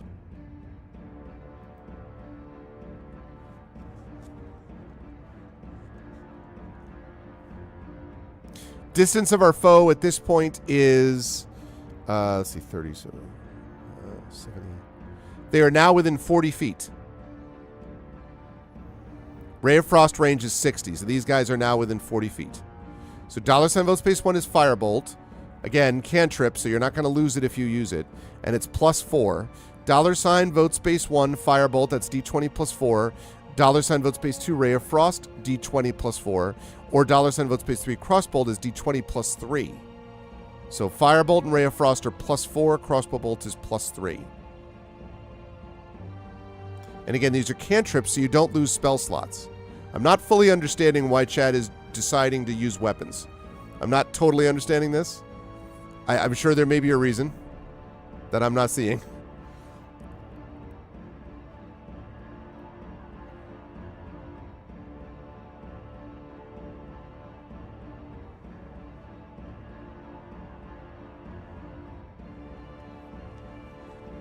But also, you may feel free. I mean, I will say that it's possible they might be resistant to one of these things, but at the moment they just look like your garden variety bandits that are not very coordinated, let's say it that way. I mean, one thing I guess is that the crossbow bolt does a minimum of 2 damage and a maximum of 10. The ray of the firebolt does a minimum of... Let's see. What does the Firebolt do? Firebolt...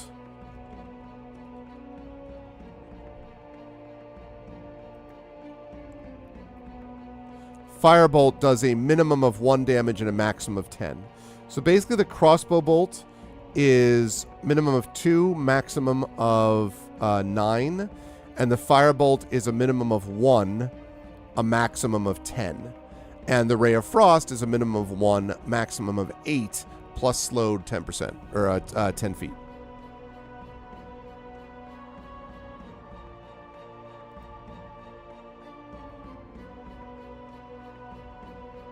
Okay. All right, we're going to last call this. All right, let's see. So going once. Going twice. Okay. Firebolt it is. Okay. So a ranged spell attack. So again, this is going to be D20 plus 4, Echo. D20 plus 4. Make it a good one. D20 plus 4 to hit one of these bandits.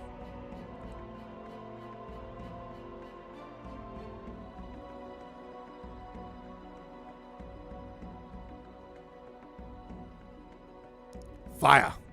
Rhyme fire. Ugh. These rolls have been interesting, and by interesting, I mean not great. Nope, that is a miss, I'm afraid.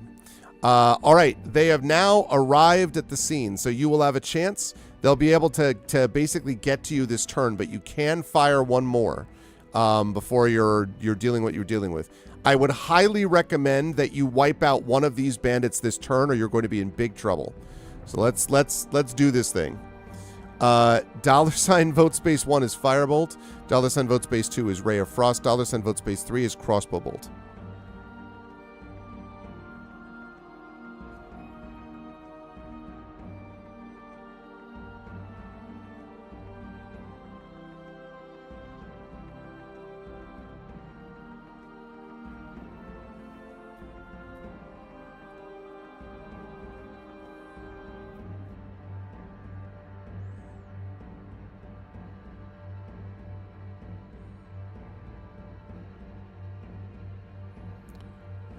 Okay, we got 2 votes for Firebolt, 1 vote for Crossbow Bolt. I'm gonna last call this. Doop, boop, boom, boom, boom, boom, boom, boom, boom, boom, boom, boom.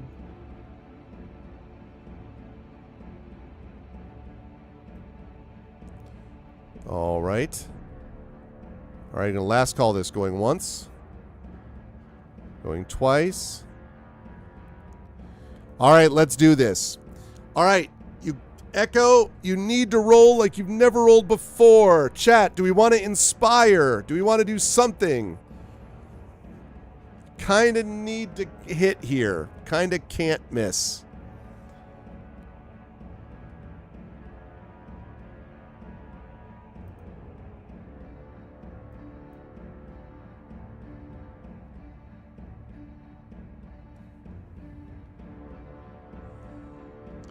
It's true. But I mean, the other thing is that that we don't have a lot of choices there because they obviously have there's like the buy the dice roll thing coming up on Tuesday. So I get there's we're heading towards the end of the month now, but unfortunately you cannot inspire yourself.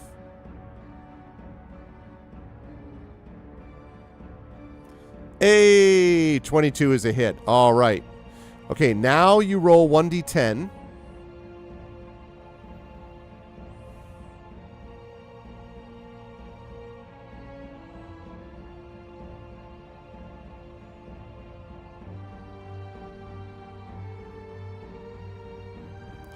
Two damage, huh?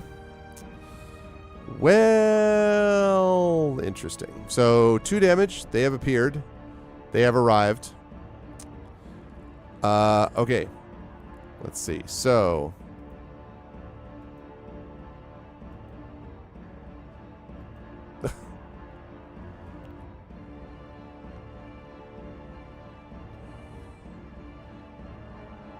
okay.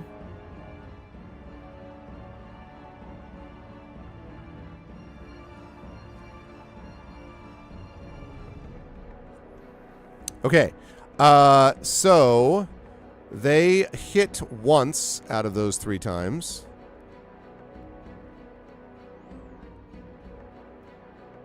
We're looking at, okay, that.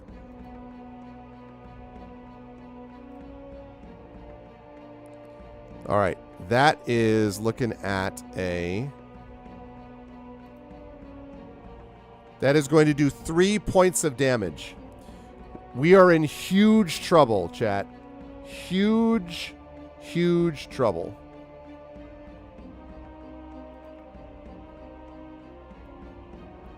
I hate to sugarcoat it. I don't want to sugarcoat it, rather, but like...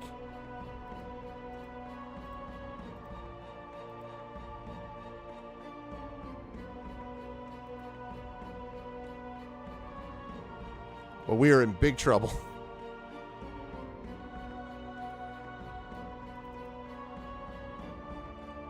We have... Oh, actually, wait a minute. I keep forgetting about Heartsilver. Okay, so wait a second, though. So that means that instead of doing the 3 damage they would have done, they only actually do 3 minus 2. They only do 1 damage. I take that back. I keep forgetting about Heartsilver.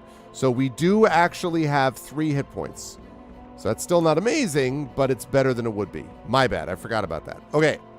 So now that we are upon them and they are upon us, we can no longer do the crossbow bolt or the ray of frost or the firebolt. So now what we have instead is the magical dagger. Actually, I don't have to write that down. Magical dagger or shocking grasp.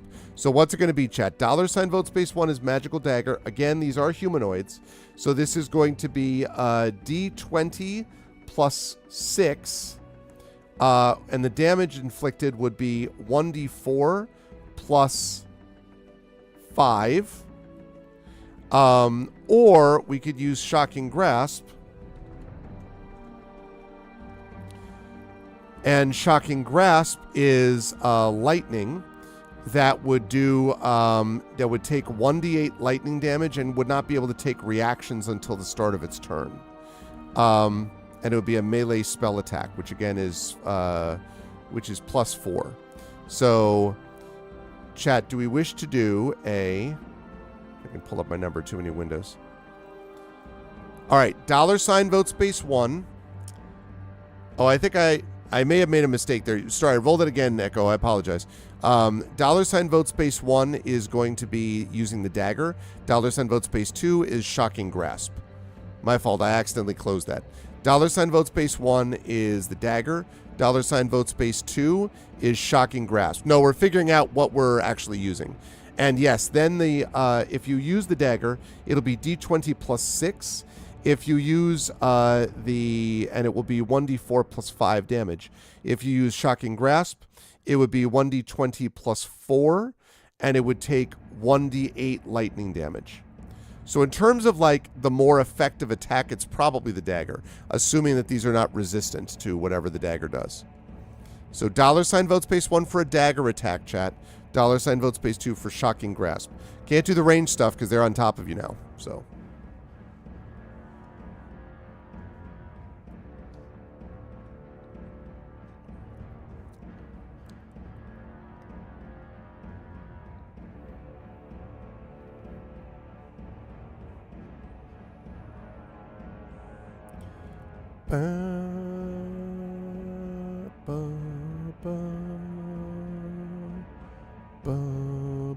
All right. Last call. I'm going once. Going twice. All right, here we go. The time has come. All right, Echo.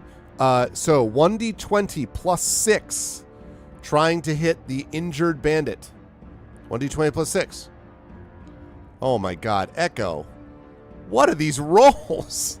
Jesus. 2?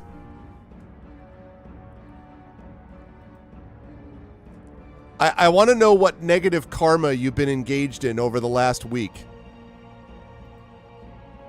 That is a miss. Oh, man. All right. I rolled an 8. Yeah, you rolled an 8 thanks to your 2 plus 6 that the dagger gives you. I rolled an 8. If you had rolled an 8, you would have hit him. An actual 8. All right, let's see.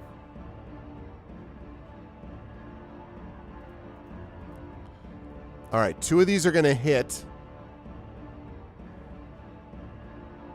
The first one, Heart Silver is going to block because they only use 1 point of damage and Heart Silver buffers 2.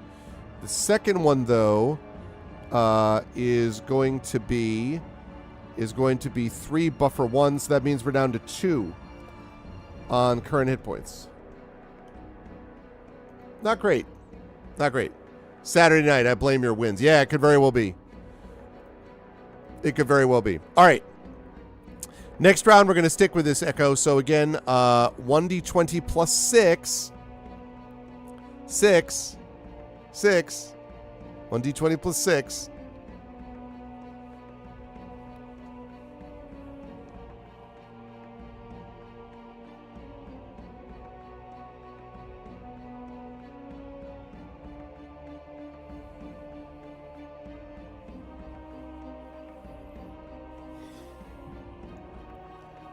That's a miss. I think we're in trouble, chat.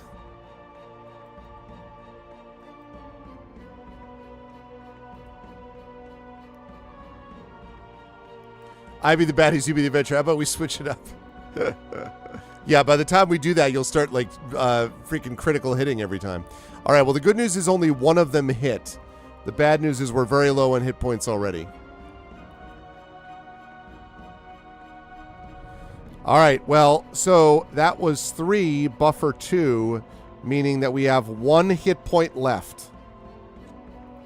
It's the final hit point. All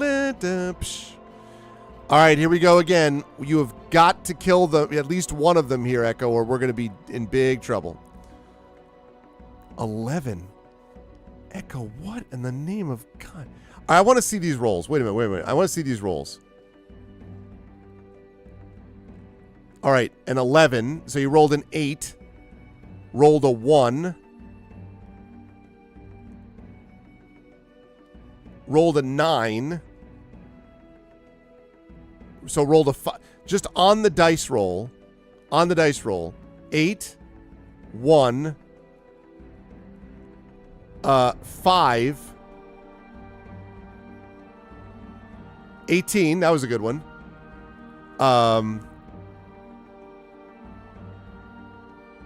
2, 1, and then 5. All right, well, let's see.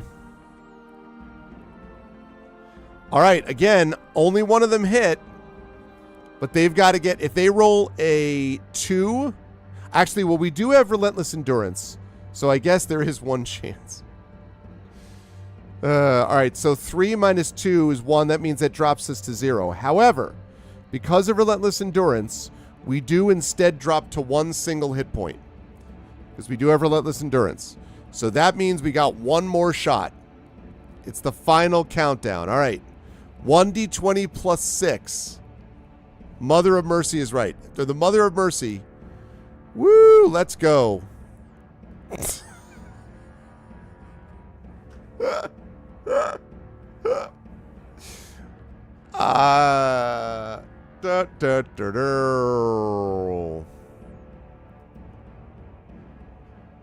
Well, all right, they missed. The first 2 missed. They missed. The last one is going to hit with a 17. All right. So the only chance now is if they roll a 1 because of the buffer. Actually, 1 or a 2 because of the buffer. They roll. They roll a 2. They literally roll a 2. Because of the buffer, we do not take damage. All right. This is ridiculous, by the way. All right, go ahead, Echo. D20 plus 6. Heart Silver, the only thing that's standing in the way of saving us. Hey, that's how you hit. Okay, and then it's 1d4 plus 5 damage. 1d4 plus 5.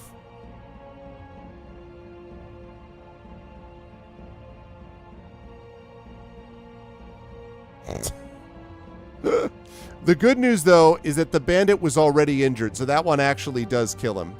So there are 2 bandits left, but that is funny that you rolled a 1 on that roll.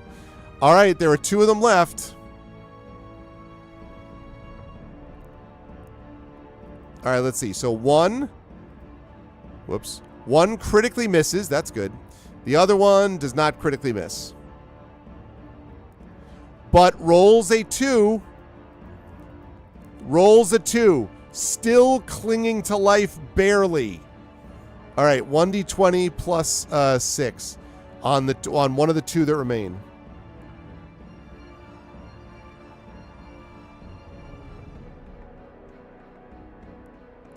A 9 is not going to do it. And the and the last 2 roll 2 critical hits, meaning they do 12 points of damage. And what that means, chat, sadly, is that our boy is dead. That's what that means. So I don't entirely know what that means now. I don't know what that means because, like, I mean, that we died. I mean, you know, we were doing this and then we died because we couldn't hit 5 times in a row. We just missed, flailed wildly all the time. I'm trying to decide if there's a way, because I mean, the thing is, like, so that what they say is, like, if you die, then you just go to the beginning and start again. I don't want to go to the beginning and start again, frankly, because I don't want to go through all of, like, the exploration and all that stuff. We already did that.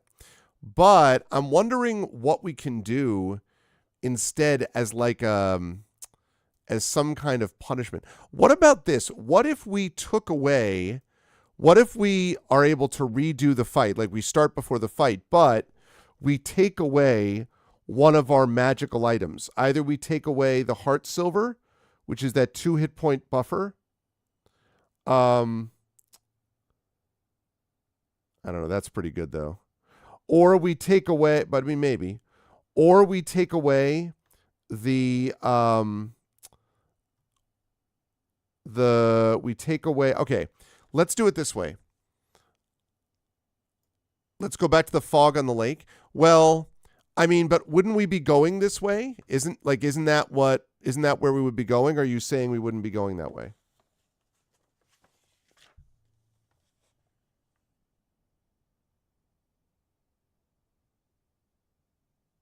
I mean, we could do that. We could do that, I suppose.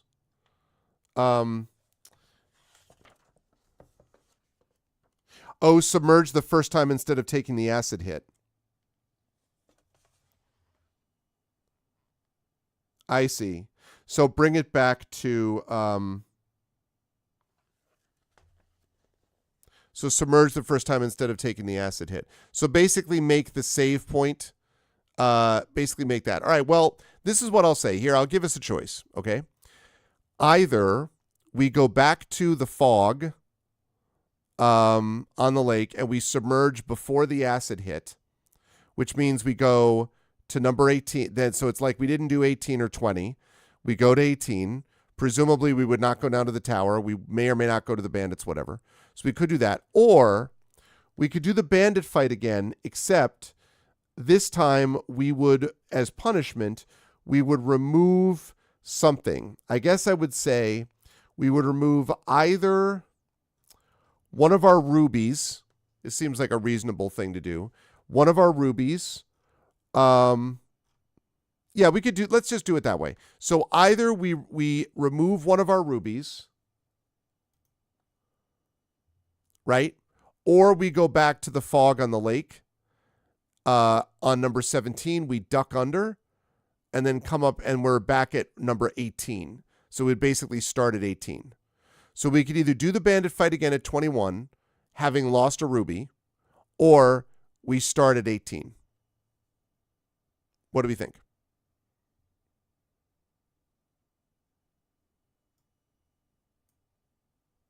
Let me make it a choice. And make it a choice. So $vote space 1 means we start at 18, having lost the ruby. $vote space 2 means, or actually wait, what did I just say? No, sorry. $vote space 1 means we start back at 18. $vote space 2 means we redo the bandit fight, having lost the ruby. So $vote space 1, 18. $vote space 2, 21, the bandit fight, having lost a ruby. What do you think?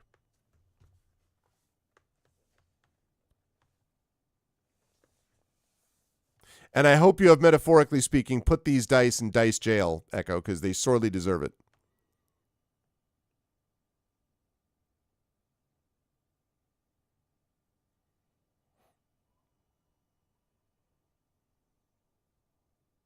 Okay, so we're thinking 18. Okay. All right, we're going to last call that. Going once. Boy, that... I just couldn't believe it was like 5, 1, 2, 3, 4, 5, 7, 1. And then 22, and then back to 5, 1.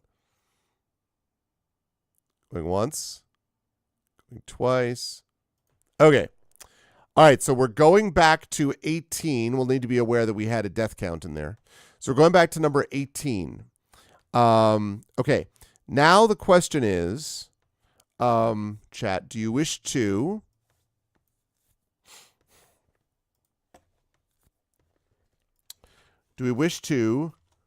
go east down the path or go south towards the tower? So what do we think, chat? Go east down the path or go south towards the tower? Now, we know that the tower is south. This time we wouldn't enter the tower because the kobolds obviously are lying in wait, so we wouldn't do that. So we would just presumably go east from there, and then we would have the bandit fight, but at least we have the bandit fight with full hit points. So we could do that, or we could go directly east from where we are, which is over here in 18. I did that wrong, sorry. 18. Go directly east and see what we find here. So we either go directly east from 18 or we go south towards the tower. $vote space 1 to go down the path to the east. $vote space 2 to go south towards the tower.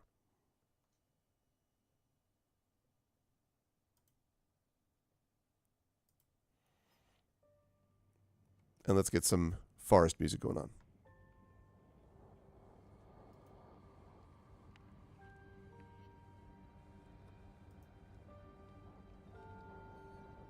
$vote space 1, go east down the path. $vote space 2, go south towards the tower. Please get your votes in.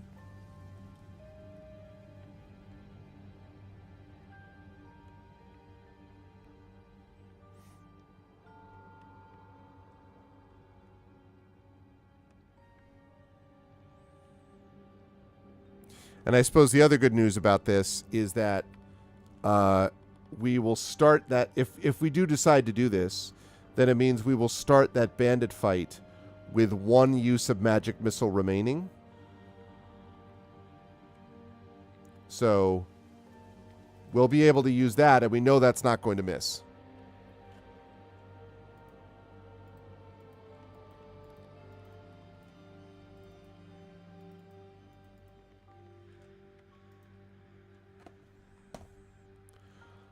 All right. Last call. Going once. Going twice. All right. You're going to go south towards the tower. All right. Chad is like, you know what? We want this freaking obnoxious people. Okay. So again, we have the smell of charred wood. We have the fire drifting out the path, so you see the ruined tower. So I'm going to assume then that because there's nothing around the tower, and because the platform has the oblong green scale, and because the outside of the tower is nothing, the inside has evil kobolds, I'm going to assume that we're just going to be going east towards the bandits. So the bandits, then we're going to get back into that fight, but this time we're going to be fighting the bandits are in a much more, hopefully, even-handed way. So, which also reminds me that we are now sitting not at that number of hit points.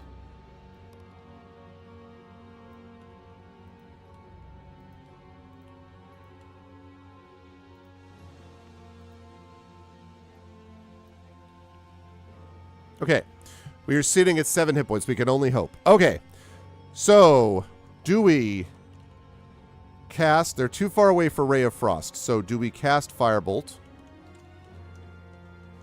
Do we cast Magic Missile? Or do we fire our crossbow?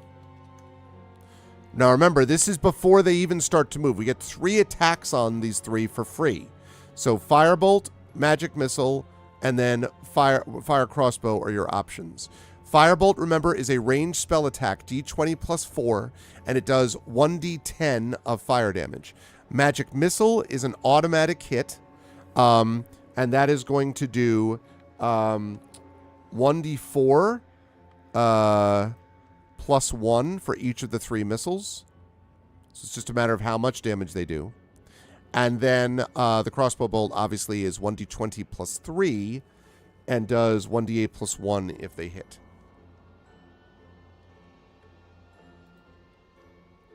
So $sign vote space 1 for Firebolt, $sign vote space 2 for Magic Missile, and $sign vote space 3 for Crossbow.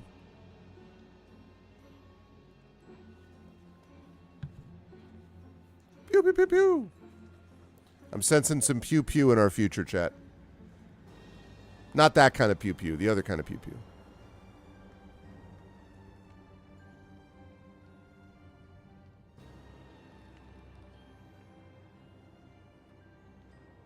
All right, last call, last call.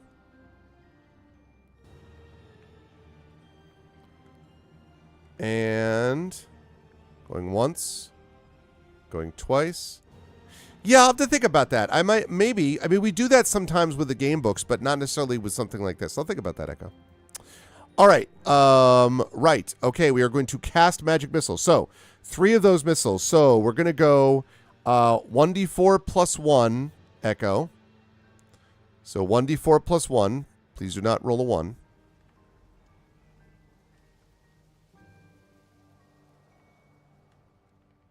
Okay, 4 is much better. All right, 1d4 plus 1 again for the second missile.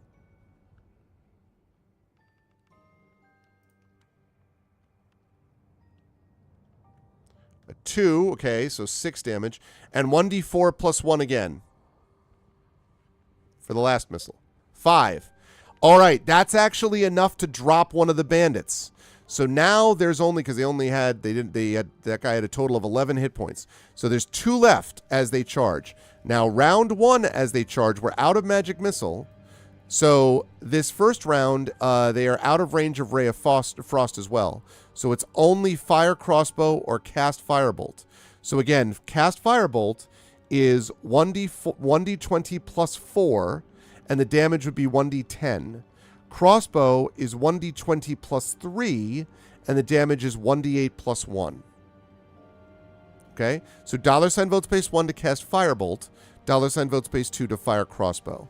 Next turn, you will have, let's see, you'll still be not in range for Ray of Frost. So this is going to be the choice the next 2 turns here. And now you've only got 2 bandits, which is a lot better than previously.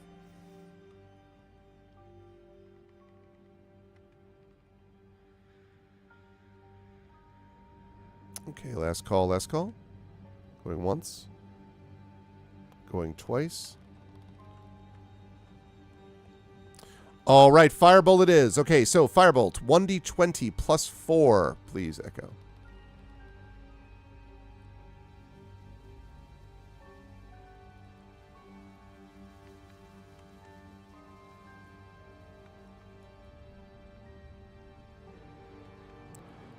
1d20 plus 4. Dramatic 1d20 plus 4. Oh, right. I just realized I should be having the combat music on. Not Forgotten Forest or Forbidden Forest. My bad. Combat. There we go. All right. 1d20 plus 4 on this hit. Or this attempted hit. Do, boop, boop, boop. 8 is a miss, I'm afraid. Okay, second round, same as the first. You're going to have that same decision to make. So I'm assuming before putting it up that chat already knows what it wants. So I'm going to assume, Echo, that you're just going to do the same thing for this second round. 1d20 plus 4.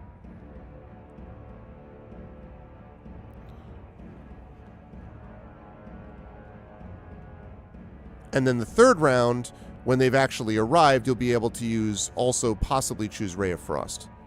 But... oh my god. You have been cursed by a Spriggan. 16. Okay.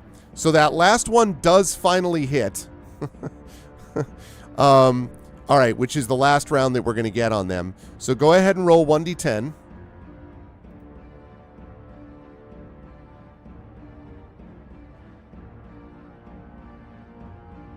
Eight. All right, that's solid.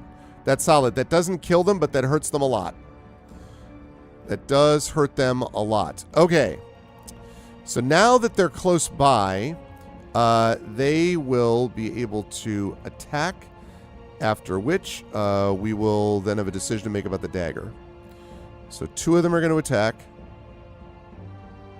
1 is going to hit. This time I won't forget about the Hearth Silver. And is going to do nothing because that was 1 point, and we have a 2-point buffer because of the Heart Silver one. So, good job. All right, next round. Now, for this one, Echo, I'm assuming you're going to use the dagger because it's 1d20 plus 6. So I'm assuming you're going to use that because it's also going to do more damage against humanoids. So this one is d20 plus 6 against presumably the injured one, I'm guessing. 17 will hit, yes. That will definitely hit. So now you roll for damage 1d4 plus 5 because this is an extra 2 points against humanoids.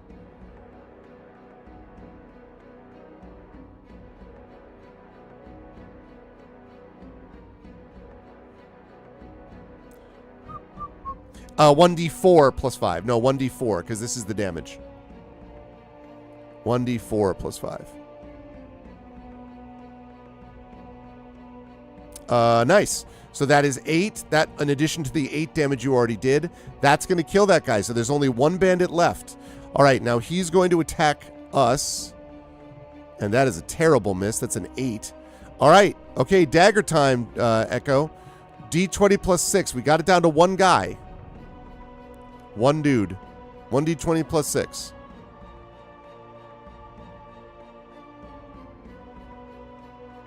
$18. That will hit. So go ahead and roll 1d4 plus 5 now for the damage. This is starting to feel better. 7. Very good. Very good. All right. He will get a chance to attack us. That is going to be a... yeah, 15, which will be enough to hit us. But it again does only 1 damage... minus the 2 for Heart Silver means it doesn't. It's just a glancing blow. The Heart Silver really helps. All right. Next round, chat. Next round, Echo. 7 points. We've already done 7 points of damage to him. So 1d20 plus 6 here to try to take him out.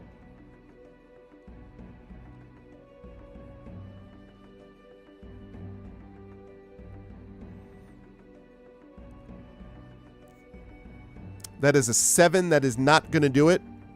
Rolling a 1 is not what we're looking for. He is going to attack and is going to hit with a 19. But again, that's the 3rd one I've rolled in a row. That luck is not going to continue. So again, no damage. So here you go. 1d20 plus 6.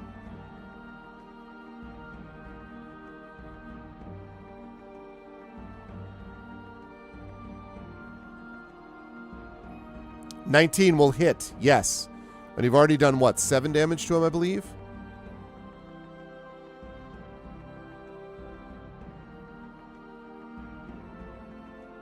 So, sorry, 1d6 plus, sorry, 1d4 plus 5 is this other one. Nice, 8 damage. That is enough to kill him because of the damage that was done before. That's how we do it. See, it's like Trent always says, just roll higher. There we go. We actually didn't even get hit because of Heart Silver, which helped us on multiple occasions. There we go. My goodness gracious. Okay, so all the bandits have died. And each bandit has a pouch with 10 gold pieces and 20 silver pieces. We put all that together. That means that there are 30 gold pieces and 60 silver. So we are now up to 81 gold.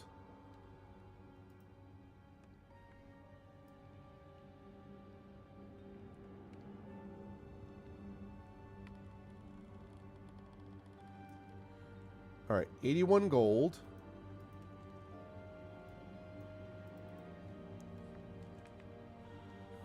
$81, love it.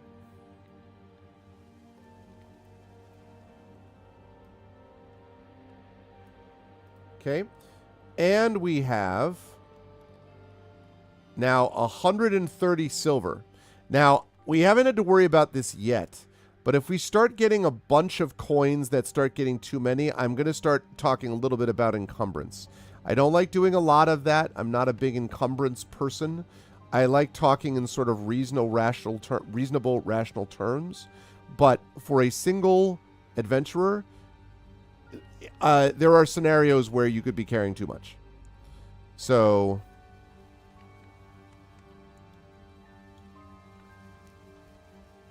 not there yet, but we could get there. Well, we're going to find out if they're the same ones. Okay, 130 silver. Great. Okay. So we have done that, which means now that the road is clear, we can finish going the rest of the way east.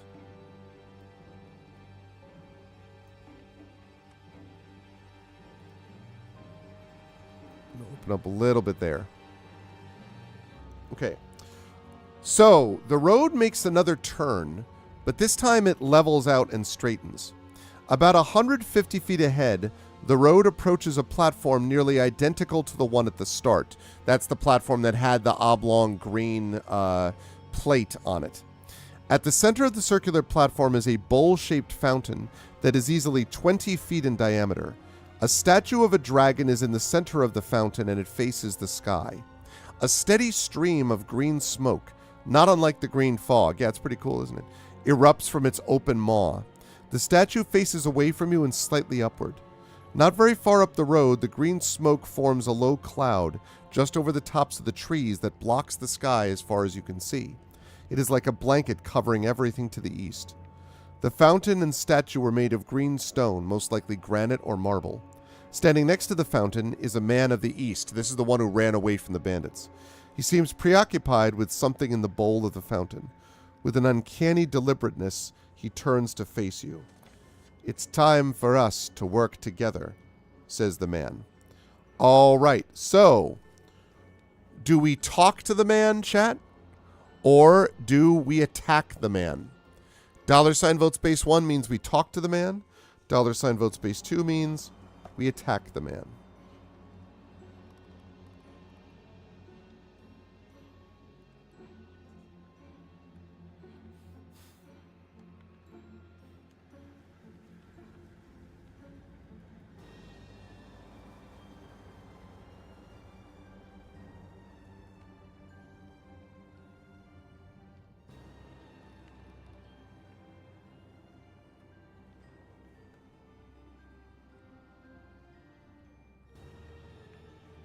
So the vote is, are we going to talk to the man?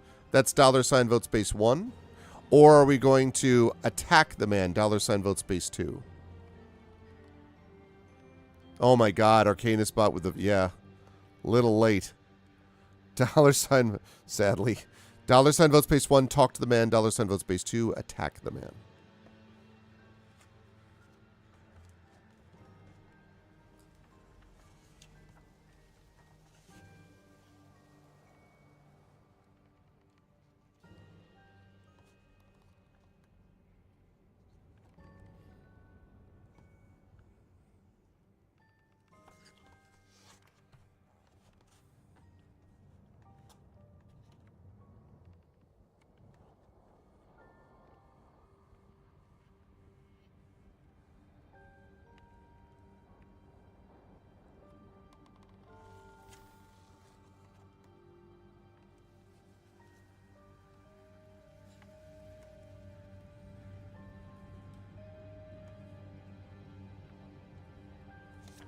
Okay.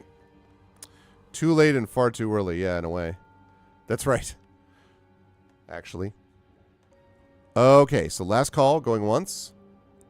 Going twice.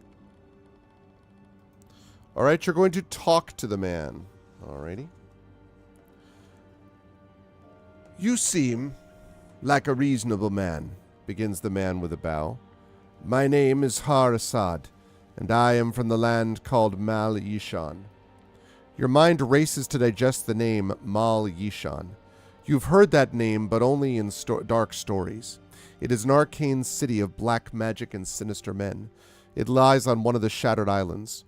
You know it is an evil place full of wicked people. I see you know the name. Do not fear, adventurer. The dark reputation of the city and its citizens is vastly exaggerated, I assure you. When I was yet a young apprentice, I came upon a map lost and forgotten in one of the lost libraries within the Achaeum. The Achaeum, another name that stirs more dire memories. It is the formal name of the Citadel of Lost Knowledge. Before the cataclysm that engulfed the Misty Isles, it was the gathering place of sages, wizards, and priests. It was the repository of knowledge, and located on another of the Shattered Islands, very near Mal Yishan. As the cataclysm engulfed the Shattered Islands and its peoples fled, the gates of the Achaeum were closed. It is said that none have entered its chambers and vaults in more than 200 years. Even the dark people of Mal Yishan fear what slumbers and lurks within that citadel. Now Har Assad claims to have entered the Achaeum and lived to tell the tale. Again, you know of the Achaeum. Whatever you think you know, it is nothing compared to the secrets and darkness that stirs within that black citadel. The young fool that I was then was lucky to have survived the endeavor. But survive I did, and with a map that I thought useless. It was only years later that I truly discovered what I had found. The map is a guide to the grave of a great dragon and its treasure hoard. The treasure is protected by a wall of death. Yes, the green fog. No living thing can penetrate it, yet no wall is perfect as you and I have discovered. This fountain is inspiring, is it not? Somehow the water in the bowl is converted into the death fog. I can only assume it is fed by an underground stream. But I care not for that curiosity. Come and look into the water and see the treasure of the dragon. All right. Do we move to the fountain, that's $ vote space 1, or do we attack this person, $ vote space 2? Do we move to the fountain, $ vote space 1, or do we attack the wizard, $ vote space 2? Since we now know he's a wizard because he said, when I was a young apprentice. I mean, I guess he could mean apprentice of, like, making shoes or something, but...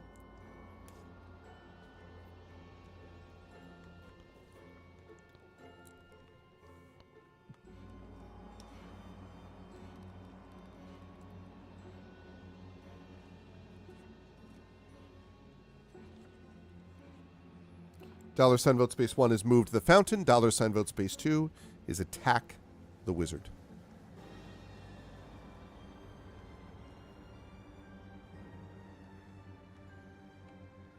Ooh, what's it going to be, chat?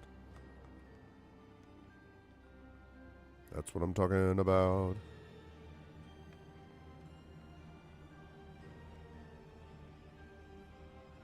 That's what I'm talking about.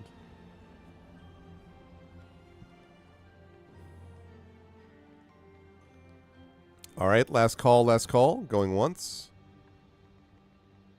Going twice.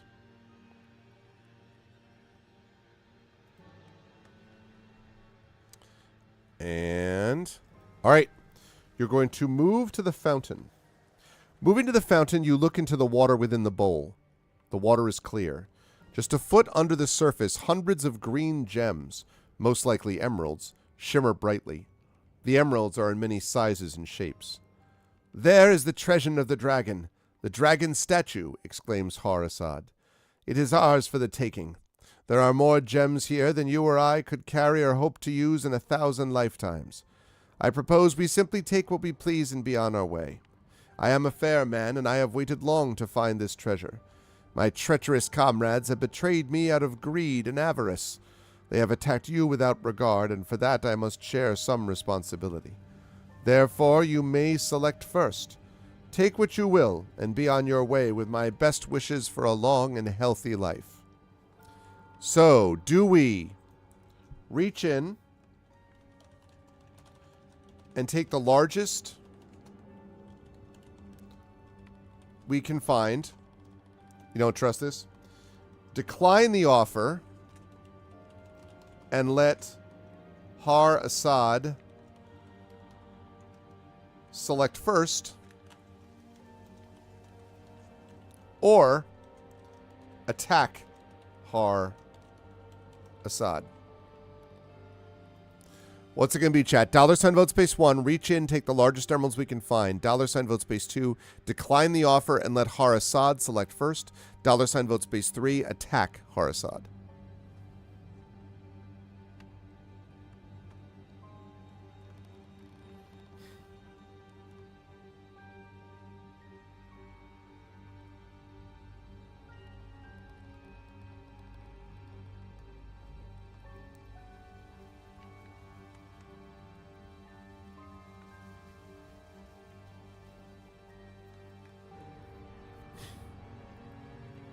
Goes Robotnik. $ vote space 1. I'll take the Master Emerald, please. $ vote space 1. Reach in and take the largest emeralds we can find. $ vote space 2. Decline the offer and let Har-Assad select first. $ vote space 3. Attack Har-Assad.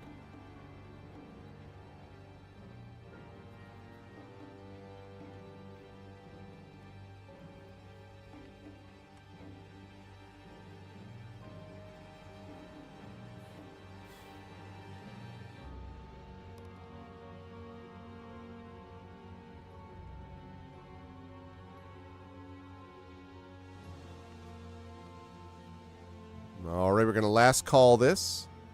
Last call, last call.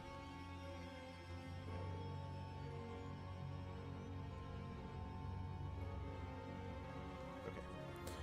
Last call. $ vote space 1. Reach in, take the largest emeralds we can find. $ vote space 2. Decline the offer, let Har-Assad select first. $ vote space 3. Attack Har-Assad. Going once. Going twice. And all right, we're going to decline the offer and let Har-Assad select first. The man's offer is tempting and seemingly honest, but something about his demeanor triggers suspicion, and you decide it would be best for him to take what he wants and leaves. You decline his generous offer and step back from the edge of the fountain. "That is most generous," responds the illusionist with a wry smile. "But I see the charade is nearing its end." In a flash, he pulls a jar from his robes. The jar is filled with what looks to be water. "I took this water from the fountain before your intrusion, dog. Now taste what you have declined." He hurls the jar. Okay, he's going to take a free surprise action unless we make a dexterity saving throw. So we're going to do this dexterity saving throw first. So, Echo, I need you to make... The dex saving throw for us would be, let's see, D20 plus 1. So D20 plus 1 for the dex saving throw, please.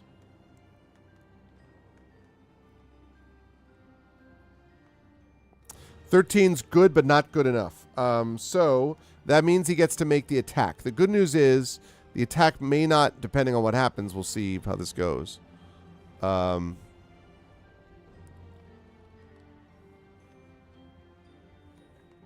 Okay, let's see.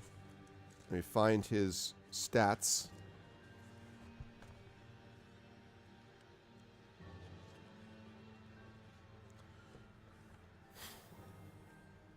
Okay. That is just going to miss, which is good, but it is going to inflict an acid damage, but because of Heart Silver, it's not going to damage us this time, which is great. Which means now, since we are successful here, so after the attacker's resolved, now we have to make a Wisdom saving throw. So the Wisdom saving throw is going to be D20 plus 2, Echo. So this is D20 plus 2.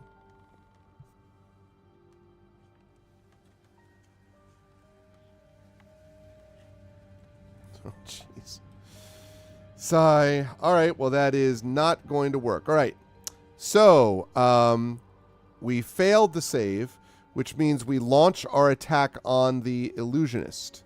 So, let's see. We could either fire a ranged weapon or target him with an offensive spell, or we could also cast Dancing Lights. And Dancing Lights, for those of you who are curious about what that is,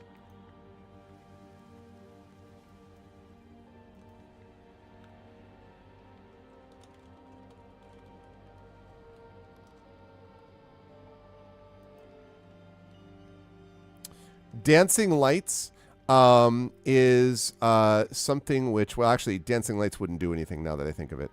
That's not Fairy Fire. So, really, what we're talking about then is Dancing Lights wouldn't matter. We would want, the only thing we could do against it then for our spells, because we've used up our first levels. So, because we used our second slot already. In fact, I forgot that was...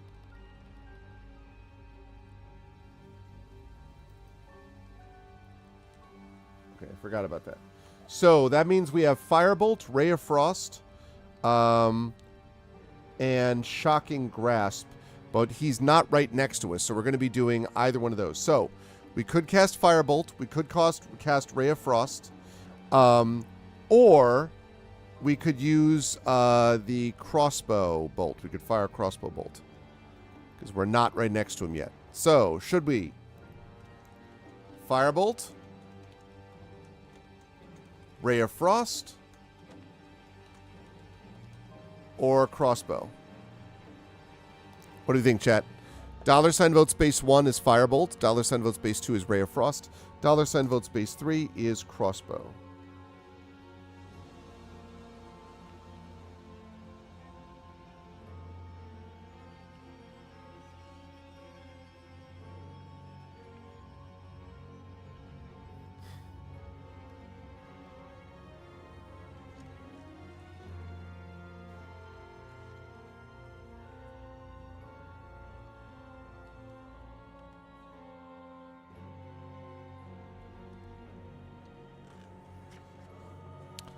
Okay, Firebolt. $ vote space 1 is Firebolt. $ vote space 2 is Ray of Frost.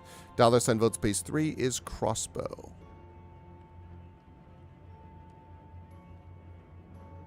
So we have 1 vote for Firebolt. What do the rest of you think? Other people weigh in if they can. $ vote space 1 Firebolt, 2 Ray of Frost, 3 Crossbow. And in case people are curious, by the way, we're going to run for about another 15 minutes or so.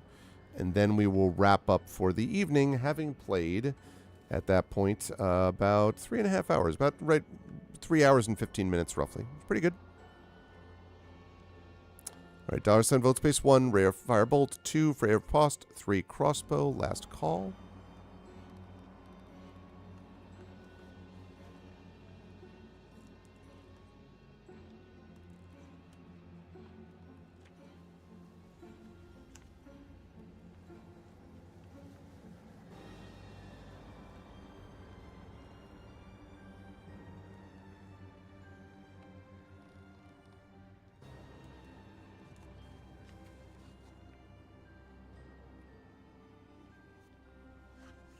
Okay. We are going to go with Firebolt, it sounds like. Okay. So, ranged spell attack. So, we are doing that. Let's see. Okay. Go ahead and make your attack Echo D20 plus 4 is the Firebolt attack.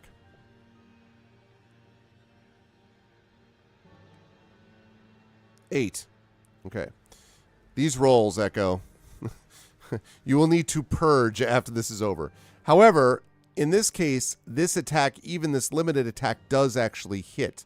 But there's a bit of a twist. Your attack strikes the illusionist, but the result is wholly unexpected. The illusionist's image flashes and disappears. It was an illusion. You now see the real illusionist standing, partly concealed, on the opposite side of the fountain, and he casts a spell. You must make a wisdom saving throw as you feel your limbs beginning to stiffen. It seems like he is trying to cast Hold Person on you. So wisdom saving throw is going to be D20 plus, I think it's 2. Yes, D20 plus 2.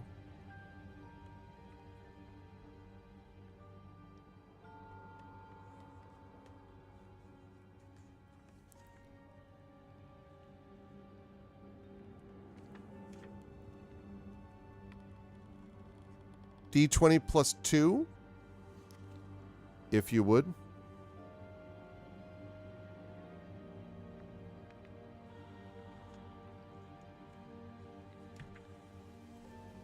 When you get the chance. D20 plus 2 to make the saving throw. I said to do the wisdom saving throw, Echo, because he's casting a Hold Person spell. D20 plus 2, that's definitely a fail. Wow.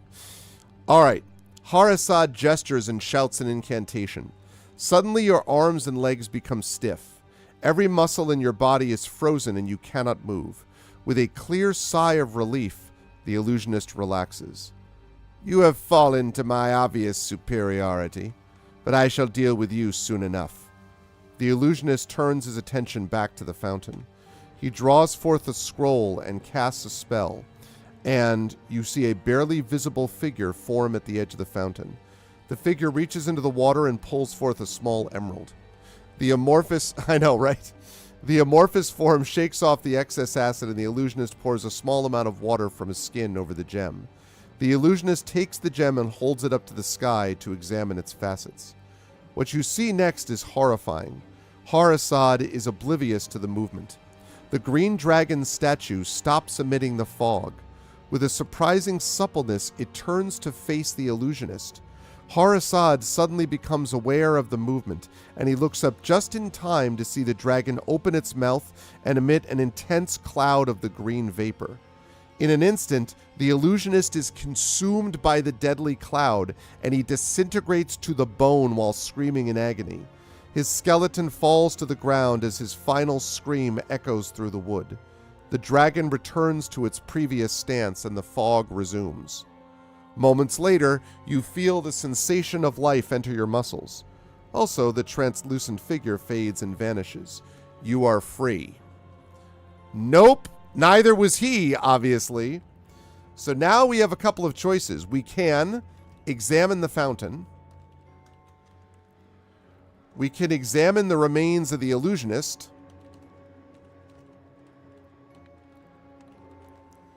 He really just fell apart under pressure. Take the emerald.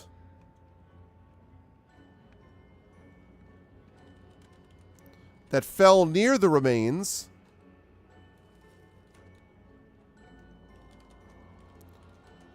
Of the illusionist. Or head east down the path. All right, Chad, what do you think? $ vote space 1, examine the fountain. $ vote space 2, examine the remains of the illusionist. $ vote space 3, take the emerald that fell near the remains of the illusionist. $ vote space 4, depart.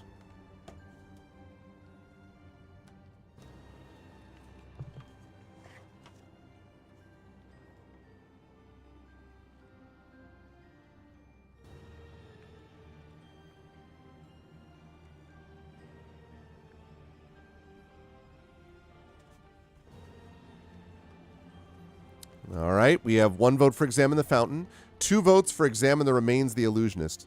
You know, that scene actually that we just saw reminds me a little bit of, there's a scene in one of the Dragonlance books, and I can't remember what it is, which book it is, but I remember that it involves basically, it might have been Kitiara. I don't remember who the character was, who is basically destroyed by this massive acid attack. And I remember as a kid being like, God, it was a little freaky when I was first reading about it back in the day. That's what that reminded me of a bit just then.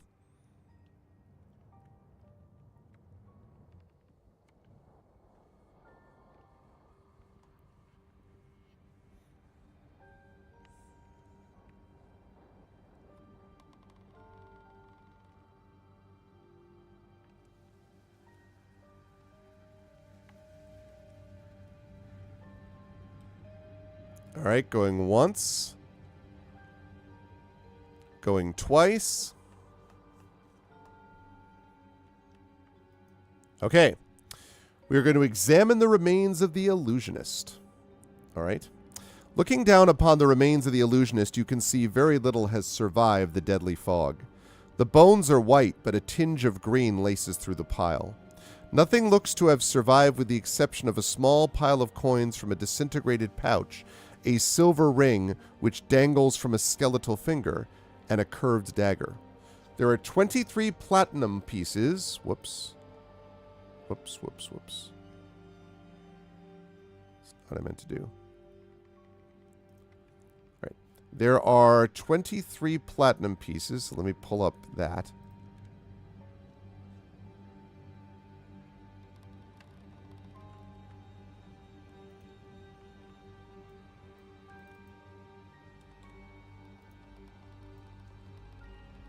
Okay, 23 platinum pieces.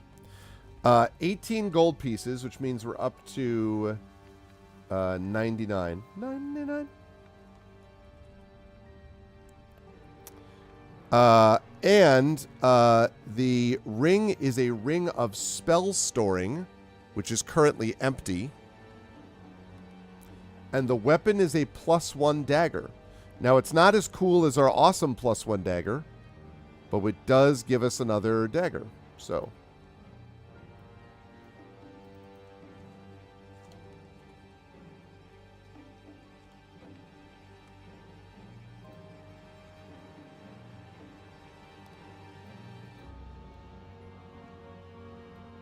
Just realized that was supposed to be there. Okay. So. Attack bonus, that's, what's it, 4? So that'll be +5 again. +5.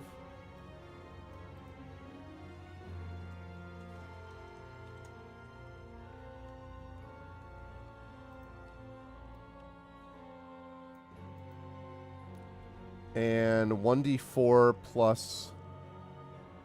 What would that be? 1d4 plus 2, is that right? No, because it would be 1d4 plus... Yeah, 1d4 plus 2 piercing. Okay. So it's here.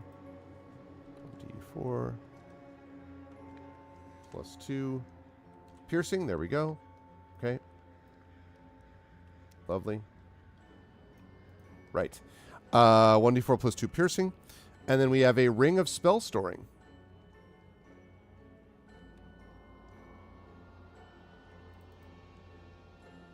So text.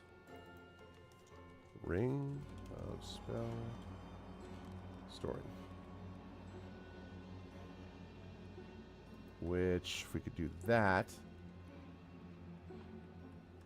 That. Drop that a little bit. Size. Ring of spell storing. Useful. Useful. Okay. Right. So there we go. And then there's this silver ring. Oh, we got that. We know all that stuff. So, all right. Now the question is that we've done that. Do we...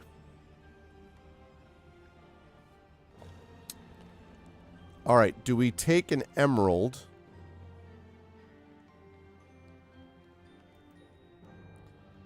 Do we take an emerald from the fountain?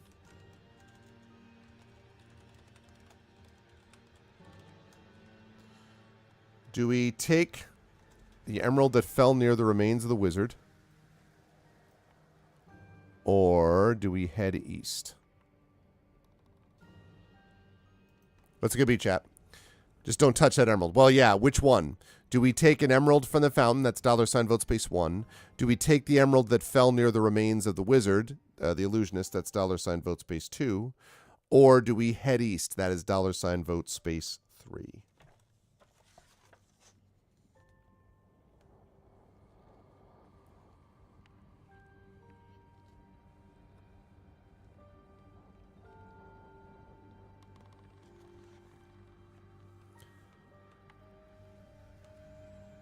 All right, we have 1 vote for take the emerald that fell near the remains. We have 2 votes for heading east. Okay.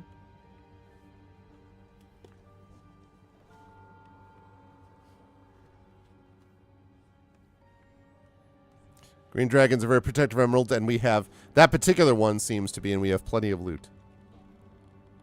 Okay, last call, last call.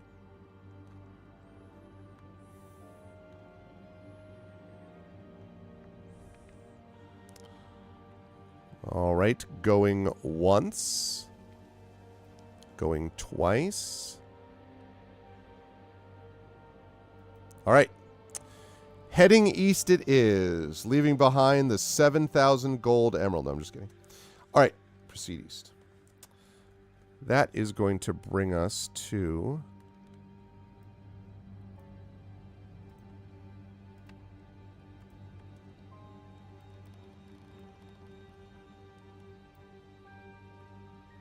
There we go. The paved road continues on, but a large stone bowl sits atop a stone platform. That's true. The platform is intricately carved with what appear to be scales. The bowl is very large, and it would require both your hands to lift. It is made of green granite. The bowl is nearly full of crystal clear water that seems to glisten with a white radiance. All right, chat, question. Do we drink the water? That's $ vote space 1.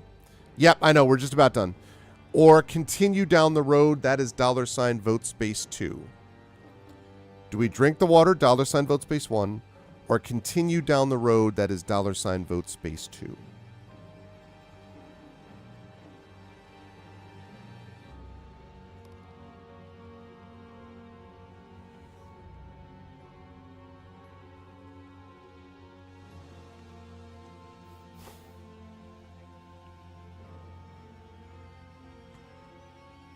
What's it going to be, chat? $ vote space 1, drink the water. $ vote space 2, continue down the road. How do we know that water isn't acid? It's a good question. But, on the other hand, it might be that the last one was acid, of course, and this, therefore, they're trying to bait you into thinking that everything's acid when it might not be. We don't know. Okay, I'm going to last call this. Going once. Going twice. Okay. We're going to drink the water. You are burned immediately. No. The water is cool and refreshing. It is also magical, and you heal 1d6 hit points. We're maxed already, though. Additionally, over the next few days, between this adventure and your next, your character permanently learns the language of green dragons.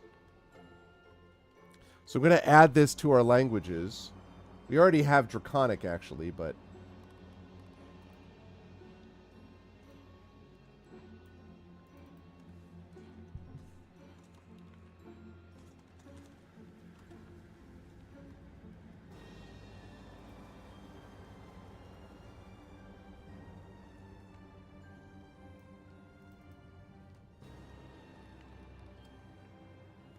Okay, there's that.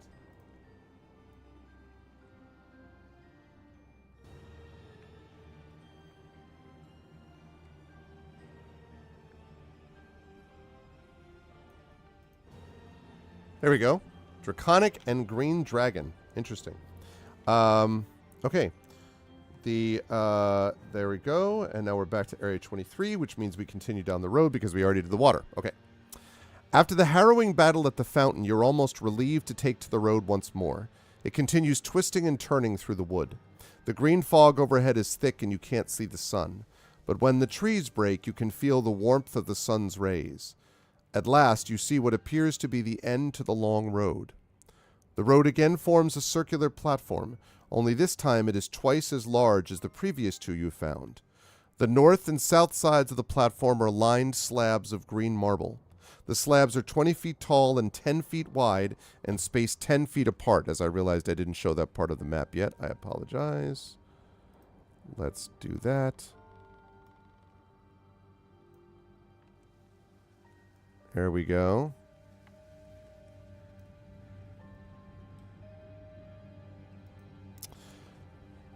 Blah, blah, blah, blah, blah. Right, green marble. All the slabs have etched markings. Some have many lines of markings, while others have only a few.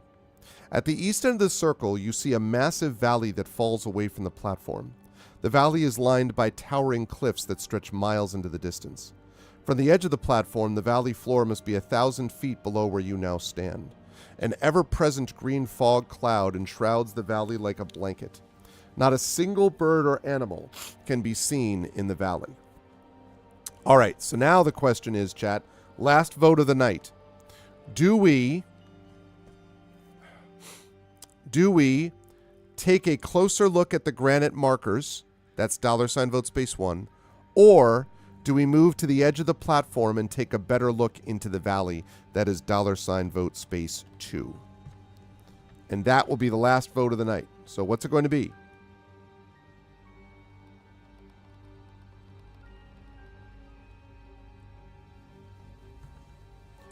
$vote space 1 is take a closer look at the granite markers. $vote space 2 is move to the edge of the platform and take a better look into the valley.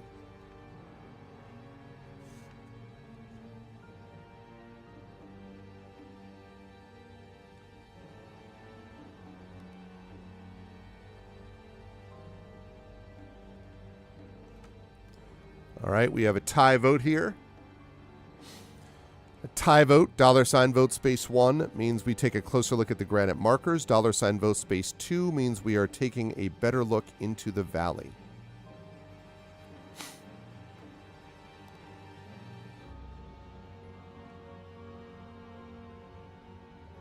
All right, we need one more vote here, chat. One more vote to break this tie.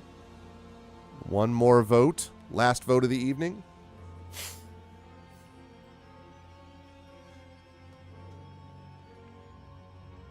What's it going to be? What's it going to be? We need someone to break this tie. $vote space 2, or 1 rather, is to take a close look at the granite markers. $vote space 2, move to the edge of the platform, take a better look into the valley. Last choice of the evening. Last vote of the evening. Let's go, chat. I need one more vote, please. Prince Justin has changed the vote. And Triffid has jumped on board. All right. Closer look at the granite markers. Going once. Going twice. Okay. Let's see. It says if you have investigated the map at the bandit camp, and it says Area 19. Well, we have not found Area 19. We have not investigated a map. So it says go to Area 24C. The writing on the granite slabs is almost alien, but then something about it strikes a chord in your memory. Wait a minute. We did not investigate it, I'm sorry. Staring at the green slabs, you decide that the markings are clearly some form of writing. There's a distinct nature to the writing, and an involuntary shiver races through your body. Some internal instinct tells you the writing is ancient and most likely evil. As you stare at the slabs, you suddenly feel as if you're being watched. With a slow turn, you are frozen with shock. Not 50 feet from where you stand, a massive apparition begins to take shape. A giant green dragon, clearly an ancient creature, appears. The dragon stares at you while wisps of green mist float from its nostrils. The monstrosity moves with a deliberate motion that reminds you of your venerable grandfather. The dragon is very, very old. Do you see anything you like, young adventurer? Says the dragon as more of a statement than a question. I have watched you while invisible, and I can see you are no threat. But as you are curious about what you have found, I am curious as to what has brought you here. Tell me your story, and do not leave out anything," commands the dragon with a powerful but cracking voice. We don't know what our answer is going to be, chat, but next time when we begin, we will. We will start with 24D, Strange Markings, next time, talking to an actual ancient dragon. And who knows, in that circumstance, what we're actually going to discover when all is said and done. Good stuff today, chat. That is where we are going to wrap up for the evening. In a couple of months, we will be back to this. And I definitely, in a couple of months, this will be the end of this first module, which is called Grave of the Green Flame. If we survive it, then we'll move on to the second part of the module. The only thing that was unfortunate about this is the fact that the rolls were so bad, which isn't Echo's fault. I mean, they're dice rolls, right? Like, it is what it is. But the rolls were so bad that just we ended up having a situation where we ended up taking a death because, I mean, there wasn't much we could do about it. And I think we made the right call because just going back and playing the whole thing over again, I'm like, I'm not wild about that. And I would have felt bad if it was like, well, I guess that didn't work. Let's just play something else. So I was really glad that we got a chance to give this another shot. And you can see now, by the way, that we've opened up a lot of this map. This area here. Now, we haven't done a lot with this, and we don't know what's here. But frankly, 17, 18, there's 20, there's 21. My guess is that 19's probably got to be somewhere in here, right? Probably. So who knows what the dragon's going to do with that, or what we're going to do in answering his question, but we shall see. But yeah, this was a lot of fun. I hope that folks had fun with it as well. And if so, I hope you will come back and join us for the next time that we play it in a couple of months. But for now, that is going to do it for me for this evening. I, however, will be back on this channel Tuesday morning. Now, please note, earlier start time than usual, because it will be 10:30 a.m. Eastern, and that will be playing the Patreon-fueled Chat Chosen Game of the Month, which is called No One Wants to Die. I'll be playing that from 10:30 until about 1:30 or so. And then at 2 p.m., I will be over on GogCom's Twitch channel with Pen and Pixels playing By the Dice Rolls monthly game session of Ghosts of Saltmarsh. That thing is heading into its finale, so that's going to be cool. I'm excited for that.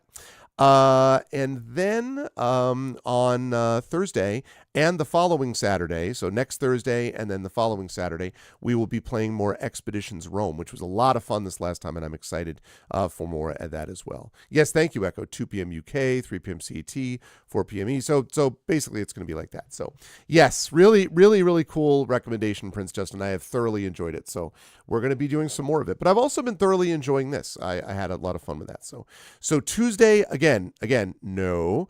Tuesday is starting, Dragon, which I think you know, at 10:30 a.m. Eastern, okay, earlier than normal, and it will end at about 1:30 Eastern, and that is to play the game that you nominated, which is to play No One Wants to Die.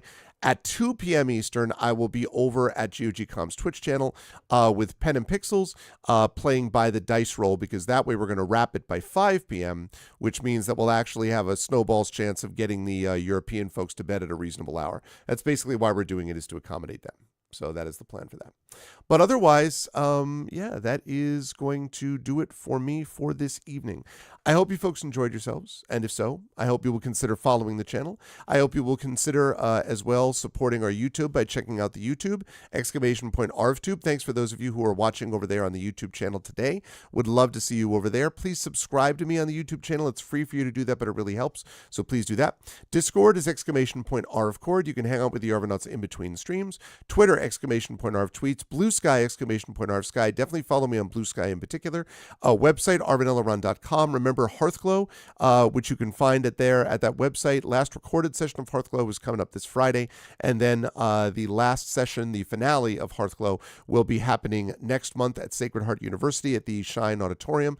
That will be on Friday, April 11th from 4 to 8 p.m. Eastern. Very excited for that live event. It's going to be good times. We'll have more news about like tickets and stuff like that in the next week or so. I should have that information, and I will, of course, pass it along to you. And then, of course, Gen GMs, the show that I do with Zach Clay on DM and GM Tips. More long and short videos coming out from there as well. Again, you can check a lot of this out at arvanelaron.com. Financially, exclamation point Arv Shop. That's the merchandise area where you can get stuff, various swag bits of swag relating to Expedition. Well, there should be at some point with that, but with relating to Eberron, Oracle of War, relating to some of Tari's work, including some of those new emotes that we're going to be doing, all that kind of good stuff. So there's that. We have got, live and drink, but not acid, only water. Okay, make sure you're only drinking water. So we've got that going on. Exclamation point Arvtreon is the Patreon, which really supports the channel. I would love to get that back into triple digits again. There's cool stuff and unique stuff that you can get there that you can't get by subbing, and vice versa, and also inspirations to help our tabletop players, which is always a good thing. As well, you can also sub to the channel, which gets you those custom sub badges and emotes to use here, there, and everywhere across Twitch, just like Dragonspear did tonight. Please follow suit. And on the publishing side, exclamation point Icarus is my graphic novel from Athos Arts. Exclamation point Library is my Tales and Tomes from the Forbidden Library, my 5e adventure and source book from Alligator Alley Entertainment, and exclamation point Greyshade, which is my Greyshade IP. You can get Greyshade, Renegade, and Heretic, the Grey Assassin trilogy from Athos Arts at that link. You can get the audiobook of Greyshade from our very own Trent Sparks at that link, and you can pre-order the tabletop role-playing game of Greyshade from our good friend Brandon O'Brien and Alligator Alley, which is going to be coming out Gen Con this year. It'll be released this year, so I'm very excited about that. You can get that there as well. Pre-order that as well. And as always, exclamation point BLM, Black Lives Matter, important to affirm and assert the significance and importance of Black lives. Exclamation point Help Now, the World Health Organization page on suicide prevention. Important to reach out to others when you need help and reach out to others when they need help as well. And exclamation point Ukraine, UKRAINE, to help the people of Ukraine as they fight back against an illegal and illegitimate war with bravery and courage, and send the message we'll do so for others in that situation in the future. I want to thank all the amazing people today. Thank you to my wonderful mods, Dragonspear, Prince Justin, Triffity Mats, Drew the Damager, best mods in the business. Thank you so much. Thank you to my wonderful Patreon supporters and subscribers. Thank you to Dragon, Prince Justin, Triffid, Drew, Echo. Thank you to Nonstop and Mrs. Dunsel. And thank you as well to Baron Valor. Thank you to Butthurt Gamer. Thank you to Darth Sisu, to Jagtriz, to Leah Reek. Thank you to MST, to Saturnius. Thank you to Shattermage. Thank you to, who is a mod, of course, but is lurking. Thank you to Yadasak. And thank you to Zorgazel. And on YouTube, thank you to Brendan Wallach and Amazu Paints for contributing to chat there also. Thanks, everyone. Good stuff today. Thank you to Echo for the rolls. Not so much to Echo's dice, but specifically to Echo. Thank you there. But I had a really good time. I hope you folks did as well. It was fun. I'm looking forward to more of this in a couple of months. And otherwise, on Tuesday, I am looking forward to No One Wants to Die at 10:30, and then Buy the Dice Roll with Ghosts of Saltmarsh over at GOG.com's Twitch channel, Pen and Pixels, at 2 p.m. Eastern, and then next Thursday, Expeditions Rome. Next Saturday, Expeditions Rome as well. That's going to do it for me. Thanks, everybody. Much love to all of you folks, and I will see you folks in a couple of days. Until then, everyone, please be good to each other. Make sure you're careful about clear bowls of water, and I will see you folks soon. Everyone be good to each other. Much love, and bye for now.